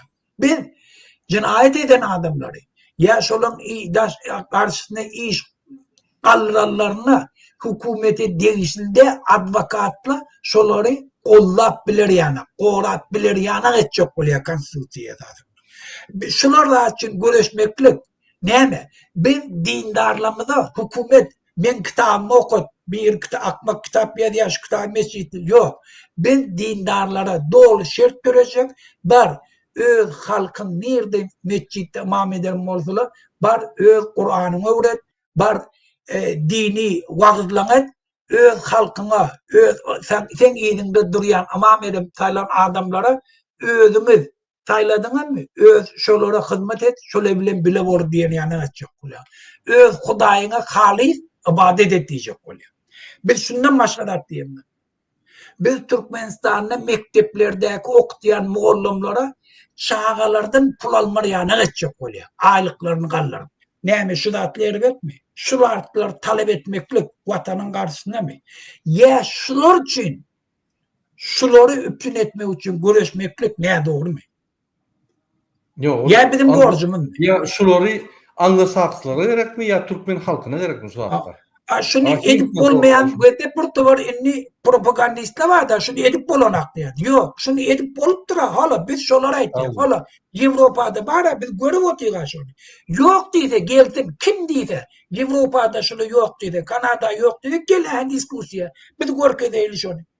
Eğer şunu görüvem gene yok Anglo-Saksonlu eyle o tarz demokratiya bokunu yani. Haramdadı. Vatanın dönükleri. Bir adamı hizmet eten adamlar. Eğer şey değilse. Barda biz akmakta gelip para Biden'in akbalını özümüz son akbalını bağlayacak. Ya on eden buzurluğunu biz aklayacak oluyor. Biz akmakta o. Biz bunun tarihini aklayacak oluyor. Bir de şuna bir dereceye yetiptir. Bir mekanizm dolandırışlar tecrübeden geçiptir. bir yurtda da, 2 yurtda da, 10 yurtda da, 70-80 yurtda geçipdir. Şolan hemmesinin tecrübesini yığına bizim yurdumuz şunu yani prinsipte dolandırmalıya. Eğer bundan kovun tapsa, onu ütketmeye de yine şert öğretiyek mi? Demokrat ediyenmiş şol. Halk ananta şuna bana şu yol bilemedim. İnni şu zat bulmaya demeklik ne mi? Akmaklık. Şunu halka düşündürecek olayan, şunu edip bulanak demeklik halkın düşmanı. Bardadı, gözlük görüp, şunu yok bulanak demeklik akmaklık. Şu diktatörü kal ol demeklik akmaklık. Putin'i kollayacak bulmaklık akmaklık. Ya dönüklük. Doğru. Muhammed Ağam, yine benim cevabım vereyim. Elbette ben öňüm çıkışlarımda ayyadım. Bizde äpşiki mümkinçilikler dörek başladı. Şol Putin näçe gowşata, şonça bizim mümkinçiligimiz bar. Biz öňe çıkıp, yenip demokratik sistema geçirmede Putin koşunlaryny iýermek. Şonkuna Putin'in koşunu yok. Putin'in ýanky sallatlar peterli. Onun harby gullukları peterli. Onun harby yaragları peterli. Siriýany taklap bilen ok. Hiç adet bilen ok. Gitdigiçe Putin gowşa diýmek, Gurbanlygyň arkadagy gowşya. Biz egerde yurdumyzy elimize aljak bolsak, yurdy hiç kime garşylar, garşy hakykat çek bolsak, häzir wagty geldi. Şol wagt, häzirki wagt taryh wagtlar. Şonuň üçin biz hereket etmeli. Bize mümkinçilik bar. Diňe halka bagly. Ine ünferin Gruziya halkı çıktı. Putin'in koşunları barana var. Eğer Putin'in koşunları varsa, bundan meter yani Gruziya halkan Putin'e karşı görüşüp başlıyor. İkurş var ya onda Putin'den. Ondan çıkılmıyor, ona aşağına çıkılmıyor. Ukrayna'dan basılıp geliyor. Çıkılmıyor Putin. Şoň üçin bizde mümkinçilik var. Äpşiki mümkinçilikler emele geldi. Biz şol wagtda mümkinçilikleri urunmaly. Ondan yani Putin egerde erteki gün usta ya da çalışsa ona da mümkinçiligimiz var. Ýöne onda azajyk yani Putin geopolitikasyny güýçleder. Häzir gowşatdy. Öz öňkü koloniýasy Türkmenistan, Merkez Aziýada gowşatdy güýçlerini täze güýç gelmekkä biz yani öz ýurdumuzy elimize alyp bilýäs. Täze güýç gelen soň mümkin şertler ötkä bilemok. Ýöne şoň kunna bizim şu mümkinçiliklerimiz köpürli. Yine şol mesele. Muhammed Ağa, Türkmenistan temasyny çäýeliňini. Bolýar. Yine bize bir video geldi. Bize değerli yine video nimeden noktalar da bizim aktivistlerimiz hem bir men görkezin şonu.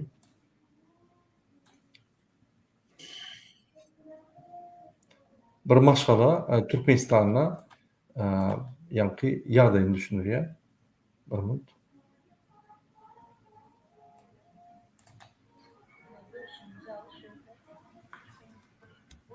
İvalı çayımız vardı.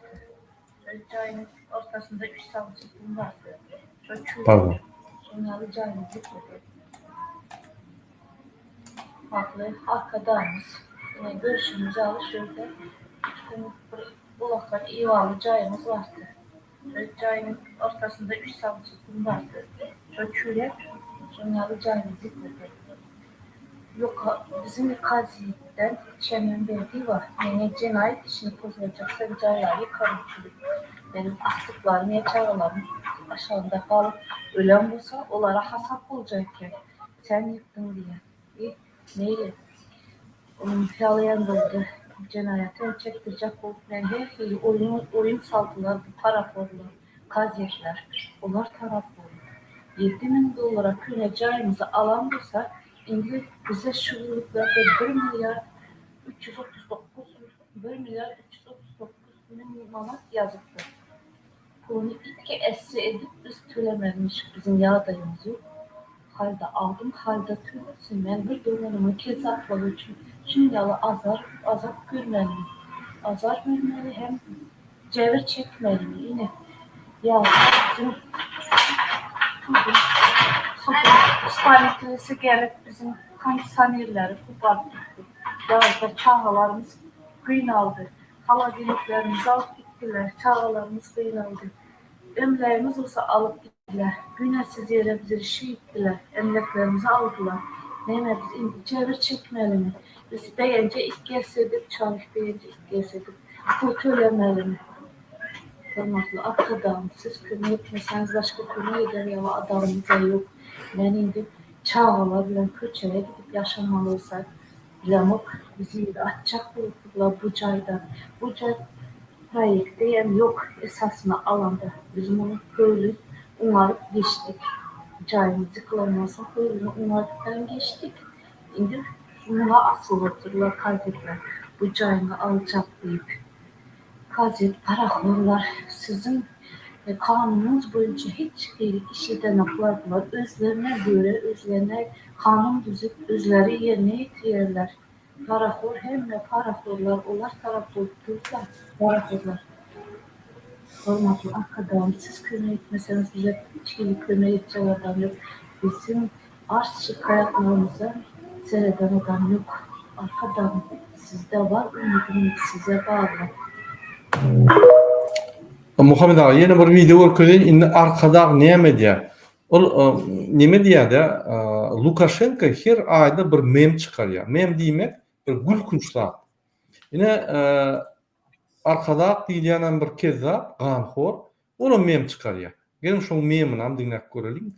Näme diýär bu adam bir sogat kellesi giden ganhor kezzap näme diýär? Gelin şol Muhammed ağa sen bir öz kommentaryňy bersen iki video. Müslümançılıkta Muhammed Peygamber'in 63 yaşa yetenine ondan sonra eyyam ol ilinişini hormatı yaşıydı artlandır. Eğer de şunu makul yüzden gelecekte Türkiye devlette kuramazın aksakallan genişi değerli Türkiye dilli devletler kuramazın yaşlılık genişini arttırılır da maksadı layık olur diye fikir eder. Severi. Gelin.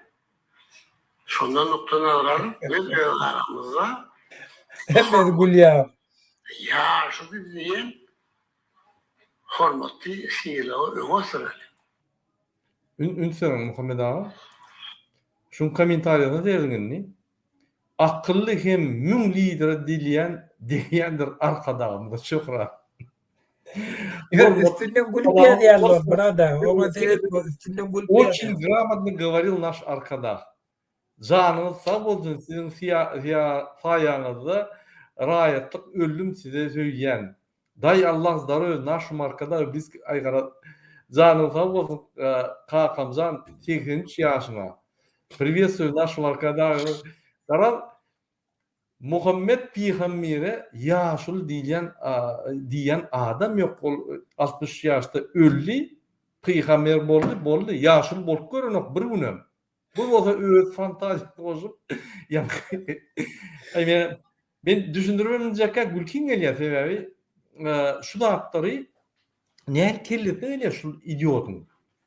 Yaşuly aksakal diýmek ýa-ni bir ençeme ýaşa baryp sakallar agyryp durmuş tecrübesini geçen adamı değil ya. Yaşuly.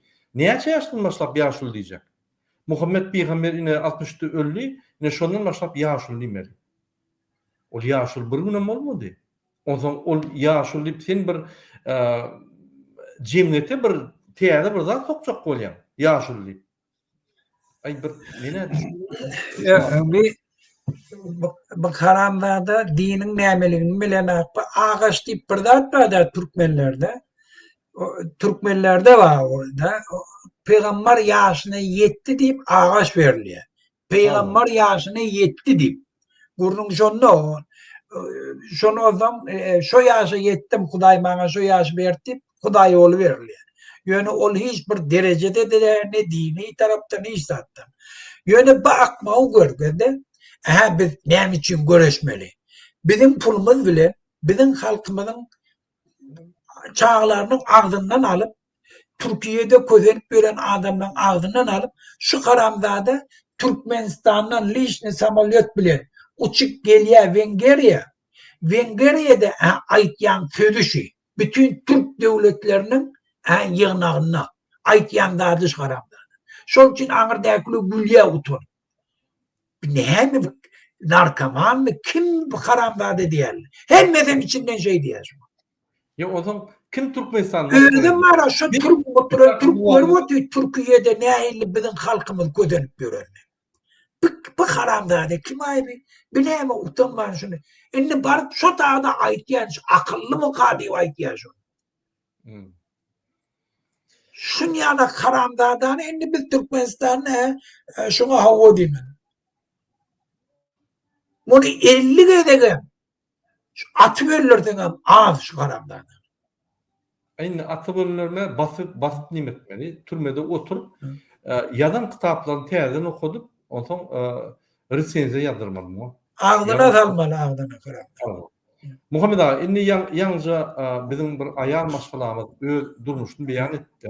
Şunu da cevap hükmünü öz samalyodun minip, yani Gurvan uli, Venga'ya varıp halkın meseleleri gozgaman, halkın problemlerini çözmeyen şu yerde bir killetine gelen idiot fikirlerine geldi. Yine hormatly vatandaşlar Muhammed ağa efirden çıktı, bir 5 minutlik men efir alıp barayım. Yalnızca siz gördünüz. Ayar maşgala. Muňa anglasakslarym gelip aýdan ok. Muňa ýanky başga adamam Ýewropaly gelibem, ýanky Amerikanlar gelibem aýdan ok. O görgüliň durmuş şeýle. Jaýny kypdyrlar, bir topar ýere ýanky ýüllenipdir. Hiç kim çäregeren ok. Inni diňe soňky etaby aldy, ýanky videolar. Şoňa video arkada ýüllenmek. Inni şu ýaly adamlar häzir ýüllener, soň görer hiç adam bolmaz. Aktivistler oluşup şunu öňe çykar. Egerde polis emheme şular basyp ýanky urup vadamyot alyp ýanky gyryp başlatar, onu halk eline ýargalarda grazny uruş başlar. Men ine şoň üçin aýdýan. Şonuň ykbaly Gurwanyň serdaryň ykbaly ölüm bilen oturýar. Ölüm cezalandyrıcı ölüm bilen oturýar. Biz şonu etjekkä bolup ýanky hökümeti her gezek gepleşige çagyrýar.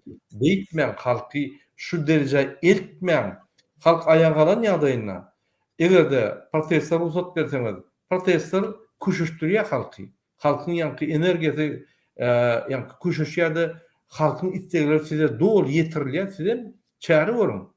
Serdar Berdimuhammedow gowy bilenok, Gurban Berdimuhammedow hiçnat bilenok bolmasa arkada hemme zat öldürdi. Şu ýanlakly beýleýär, eýleýär diýip.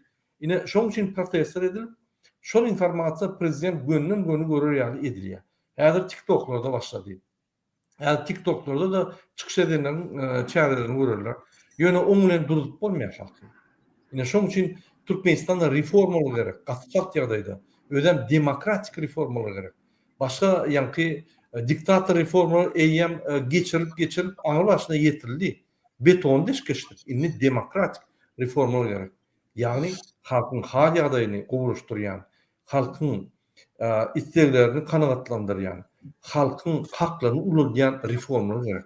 Olam ýok sebäbi diktatorlar diňe halky gysmak bilen, halky ýa garyplykda $100 geçirmän saklamak bilen we halky diňe emhemlerin polisini bilen dolundurmak bilen bu döwlet saklap gelýär. Ve başga ýol bilen oklar. Sebäbi bular halk saýlamady. Bular ukypsy. Halk hiç wagt şu ýaly adamlar öňe saýlamady. Muhammed ağa, ýanky aýal masala öz arzularını ýanky wideoň üstünden arkada ýetirjek bolup aýdýar-da. Jaýny kypdyrlar, oňa ýüllenipdir, hiç ýerlemeden oklar inni jaý berjek bolýar 1 milyard näçe min manat. Oňa da bu görgüliň puly ýok. Niýeden pul alsyn? Kondisionera çelli, haldynikden çelli akdypdyrlar. Ulu ýalam öz halkyna garşy genosit et bolurmy? Ulu ýalam dünýäde ýok. Koreýada da ýok şol ýaly.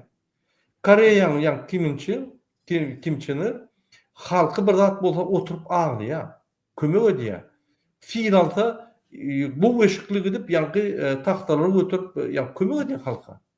Bu bolsa Vengriýa gidip öz samalyoduna ýanky hökümetiň samalyoduna gidip o ýerde bir bolsa zatlar aýdyp Türkmenistanyň mundan beter bütün dünýä maskara edýär. Muny diýjek? Deme burada böyle yankışı ayalyň meselette biz şu haramdadalar bir struktura döretdiler. Şu polisiýede işleýärler, sudy ispalytlar, sudda işleýärler, ondan kenbede işleýärler. Bunu her nätdirip şu halkı kösep pul almalı. Ola meseleni çözecek olana bula bir oyun gördele şu ağaç möjekle yanak şun tağlacak oluyor. Bu pakirin günem şu. Bunu hiç kimim şuna kömek etmeye. Berdi Muhammed bana ne ettin? Eğer şuna alan pullarını verdiyse otadaki işleyen polisiyede işleyenle de onu işlemeye oldu. Şunun için onun tarafını tutacak oluyor. Bir daydamı da mı ağırlayabilir? Bana etmeliler, şu yanak videoları yayınlatmalı, kahar adamı görüp etmeli, çıkış etmeli, aktivistleri kollamalı. Ondan hem de kanunculuk yerine de yeter, adaletli olur, Berdi Muhammed hem edecek işini edebilmeli. Şunun için bunu yanaklatlı Türkmenistan'da doğru. Yöne kovdat neyme? İnne hükümeti anam etmeyeni video müstüvlen YouTube'a koyup, TikTok'a koyup halkımız çıkış et başladı. Şu kovdat. Şunu ben kovbaha veriyorum. Dolayısıyla yine hepimi hüdürlep bilecek rahat var. Prezident velipe dine halk hüdürlüğe bizim o hüdürlemene hakkımız yok. Okey. Muhammed ağa, yeni bir video koyacak bolan size, şuna da bir ün verip verdin. Yalnızca bir vatandaşımıza ağlap yağdayın aydiya, başka bir vatandaşımıza yine verdim yeniş kazanıp neyme diyenler. Bir mi?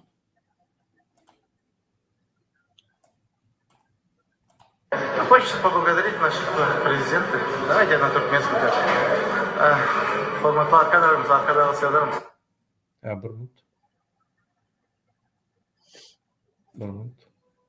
Minnettarlık bildiresim geldi.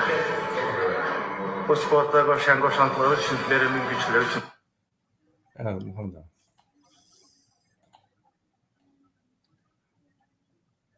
Yine, bir minut. Хочется поблагодарить наших президентов. Давайте на туркменском даже. Hormatly arkadaşlarımız, arkadaşlarımız. Minnettarlık bildiresim geldi. Bu sportta koşantıları için, verimli güçleri için. Minnettar. Yine ünserin bir adam ardına aydıp arkadağı közenyen deyip beylekam yeniş kalan yine de arkadağı ve ferdari yankı sağ olsun aydiya. Her vakt yine bizim vatandaşımız bir zadı unudiyada. Hükümetli işleyenler, sport ediyenler, beyleki zat ediyenler. Bunu fikir ediyor. Vatan arkada ve serdar deyip fikir ediyor. Vatan Türkmenistan'ın halkı ve Türkmenistan'ın konstitusiyası, Türkmenistan devleti deyip hatap eden o. Şunun için haçanla vatan deyip yani birine sağ olsun aytmalı olanla yine prezidente ve serdar ediyorlar. Yani şunu olun diymeli zadı. Türkmen halkına sağ olun, ben şuraya öğünü östüm, Türkmenistan'la şuraya üstünü kazandım. Türkmen halkı dine öňe gitmeli ine menem goýulýan zat diýip bir Türkmen döwletine, Türkmen halkyna, Türkmen baýdagyna, Türkmenin bir Türkmenistan simwollaryna bir zat diýip goýuldy. Arkada alawaly serdar, alawaly arkada bir düşünme zatlar açyk ýallaklyga meňdi. Azajyk watany we prezidenti çalışýar, düşünceler çalışýar. Prezidenti watan diýip ýa-ni seredýär. Vatanına prezident deyip seyrediyor. Ne şuraya düşünceler var mı Muhammed ağa? Murad ağa, şu vatan hiç halkımızda prezident, yani kurbanı ölüp biler. Ölürüm bir 10 yıla kalman. Ferdarım bir plan şeyle yaşap ölür. Yönü vatan hiç vakt ölmüyor. Sen vatan için, yani ki vatanını bütün dünyada tanıtacak olup yeniş kazan. Yani sen vatanına Türkmenistan devletini yani bütün dünya tanıtacak olmayacaksın. Sen prezidenti, her gerek yine şunu olun şeyi ne diye. Ben düşünemem. Ya öyle düşünen yok ya da yürüytay yani. Yarın komentaryada ne ayrıca fikir ediyen olsanız hormatly vatandaşlar. Aydın Muhammed ağa. Anne Murad ağa, şu da bizim halkım, bizim Türkmenistan'ımızın hem spesifikası hem tragediyası. Spesifikasiyonun ne mi? Öz oluştu bir nemesi. Ve bizim yurdumuzda devlet hem meradın eyesi. Her bir ösüşe sen yol aşacak olduğun özüne bir kaptırlı şu devlet var da devletin değişti kanunlarının üstünden geçmeli. Hemen adam şu bir adam eline bolon için sen akbalın şun eline de sen ne eli ola. Devlet bir fikretmeyen devlet Murat oğlunum o düşünüyorum yöne on kariyereti şolun kömek bilen bolu oturanda. Ol yoksa Amerika'da gel bilene. Şu nemeleri yetimem bilene. Şonsuz. Şolun sponsor bulmasa şon edivem bilene. O zaman ola da şu bizim halkımızın bağlılığı bilen şun yani adamları satın alıyorlar. Var. Şimdi ben sana kömek edeyim. Bu bakırla da şuna oluyor. Yani o kaptanlar öz vicdanının karşısına gitmeli. Öz vatanının karşısına gitmeli. Öz Sovyet'inin karşısına gitmeli. Onu anan o der ki şu karamzada arkada olsun. O düşünüyor. Amerika'da yaşıyor. En özen demokratik devletlerde yaşıyor. Sayılı nehirli geçeceğini görüp oturuyor. Hükümet yol başçılarının karşısına nehirli çıkış etkenlerini görüp oturuyor. O bilip oturuyor onu. O anam değil o. O düşünmene medenak. Düşünümemet ya. Yani on durmuş başka yolu yok. Bizim halkımızın hemme bağlığını şeydir aldı da bizim halkımız zalojnik takla oturuyor. Bizim yazıcılarımızdan kitabını çıkartacak oldu. Şunun adını yazmasalar kitabı çıkamam. Bizim alimlerimiz, vraç, okaptır, bilimini alıptır, spesyalist. Eğer şunun nemesinden çıktı var ya, şunun suratını koymasa, ya çıkarayan kasasını almasa, işlep bilene. Oğurluk edip bilene, yaşap bilene. Şol için bizim hemen namusumuz, vicdanımız şu karamzadeli eğerlendiler. Şondan çıkmagam kıyın. Onu her kim oňurana. Şol için hemen öňe çıkan adamlara men kahraman ne diýär. Bizim aktivistlerimize kahraman ne? Şu zady döwdüler. Şulara görkezlik mi? Şuna karşı bolma. Yaşabam bol ya. Avlayla bol bilýär. Ýurdun üýtgerip bilýär. Ýurdun söýmem bilýär. Ýurdun geljegem şu aktivistlere bagly. Şuların hareketlerine. Şuna koşulsun deyip. Şunun bir etmeli. Temboliye daşarı yurttakiler. Görüp oturuyor vatandaşlar. Daşarı yurttakiler. Siz yurdun mal çözüyorsunuz. Siz yurt düzeltip biliyorsunuz. Bir derek şun veriyen payoklarına özünüz bağlama. Şol için onu dikelçek olmak. Onu ağabey verecek olmak. Ol sen çağan, sen karnınasın ağzından pul alıp. Sen yurdun ece kalkın bağlığını satıp seni karamzadaçılığa uğruyor. Sen şu dediğin bilen şu video hem işe kalıyor. Şu karamzadalan biteceğin gurrun tir gidiyor.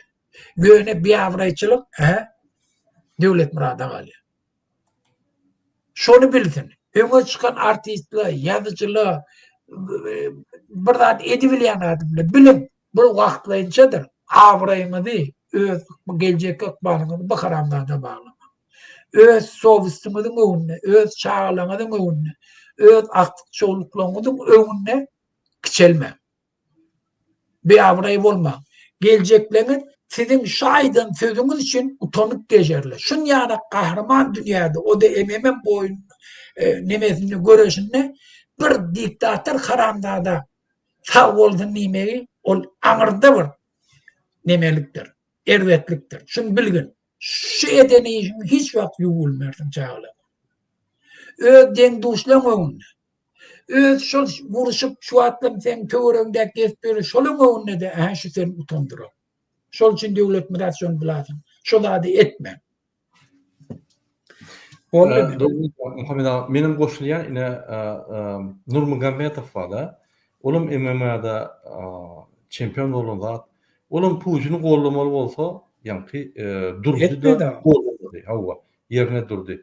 Men näme sportsmenlere ýülenýän öňe giden adamlara, bir zat üstünlük gazanan adamlara, ýazyjy bolsun, sportsmen bolsun, şahyr, aýdymçy, hemme urdan, ilim urdan bolsun, öz gazanan üstünlüklerini hapa zady bulamam. Gurbany Berdimuhamedov bizim haklarymyzy diýip, bizim baýlyklarymyzy oglap, halky şu güne getiren adam şu günde korrupsioner gamhor. Öz yeňişini şu ýaly hapadada, ýani diňeme. Doğru diýen Muhammed Ağa, hemme dağıtır efirde galya, hemme dağıtır video galya. Erteki gün döwlet düzelen ýagdaýynda ne 100 bilen siz ýani seretjek. Sebebi diktatorlyň ýüzleri açylar we diktator taryha zulüm dikgirer, şolar golan adamlar zulüm bolarlar. Zulüme hyzmat eden bolarlar. Katkalim adyna alýada, kahraman bolup Katkalim adyna alýar. Üstünlük kazanmazda Gurban Serdar sizin bilen zalda tırnofga geçenok, size kömek edenok, maslahat verenok. Siz olursiz üstünlük kazanıp bilýäňiz. Nämetçe kazanan soň olur bazat diýmek. Ol sizin üstünlükde hiç dahili ýok. Mert bolun, namart bolman halkyňyza. Halk bilen bolun, halky bolan. Kim halky edýän bolsa, erti men bolayyn, düýeji bolsun, beýlik bolsun, ýüzüni aýdym. Haramda 100 aýdym kezzap, 100 aýdym gamhor diýip. Şoň üçin biz halk bolmaly. Şu ýaly ýeňiş kazanyna men ýeňişimi türkmen halkyna bagşlaýan diýmeli. Men watanyma bagşlaýan. Men şu ýeňişi ýürüýt etdim türkmeniň baýdagy ýokargalar ýaly, türkmeniň ýani ady ýokargalar ýaly diýsem, sen bütün ömrüni garrasan, Tarihte adı galya. Tarihte galya, garrasan köçede geçen oğlancağım elini ısıp, bucaklap, sağ ol diýip türkmeni sen ýani bütün dünýä awran etdiň diýip seni gollarlar. Ýöne tersine eden ýagdaýynda sen häzir gysgaça sen ýeňişiň kapalanyp galdy. Türkmenistan ýani bir düzelse, gatçak düzelse, seni Türkmenistanyň gazanan ýani gazanan bir zat gazanan oglany diýip hasap etmediler. Ýallap Gurbanly ýaly gamhorlary, kezzaplar golýan diýip hasap ederler-de awranyň gaçar. Şoň üçin ümidlerim şu zatlara. Biz ýürüýte siz tanqid etmek üçin näle şu düşünjäňiz bolsun, bir zat ediriňizde, mass media çykanyňyzda, ýa şoňa ýeňiş kazananyňyzda öz ýeňişiňizi hapadada bulama. Baýdanly alyp çykyň Türkmenistan diýin, ýöne arkada bilen ol alawaly Serdar diýmese, olar Türkmenistana degişler ýok. Türkmenistan zahvat edip şu dolandyr ýaly. Türkmenistan diňe emheme polis bilen dolandyr ýaly. Öz akly bilen halky östürüp, ýanyky kollegalaryny östürüp, bir akylly maslahatlar edip, akyl çöwükler adyp Türkmenistan gün ýoluna alyp giden o. Ter halky katastrofa. Muhammed Ağa, şunun bilen näme efir guturaýanymy? Olýar.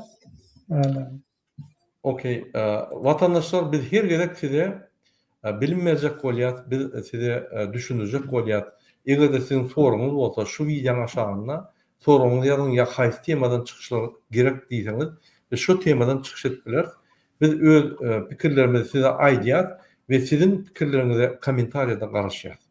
Kommentariýada pikirlerinizi aýdyň. Erbeden bolsa, gowan bolsa, ýalňyşam bolsa, on hiç tapawy ýok.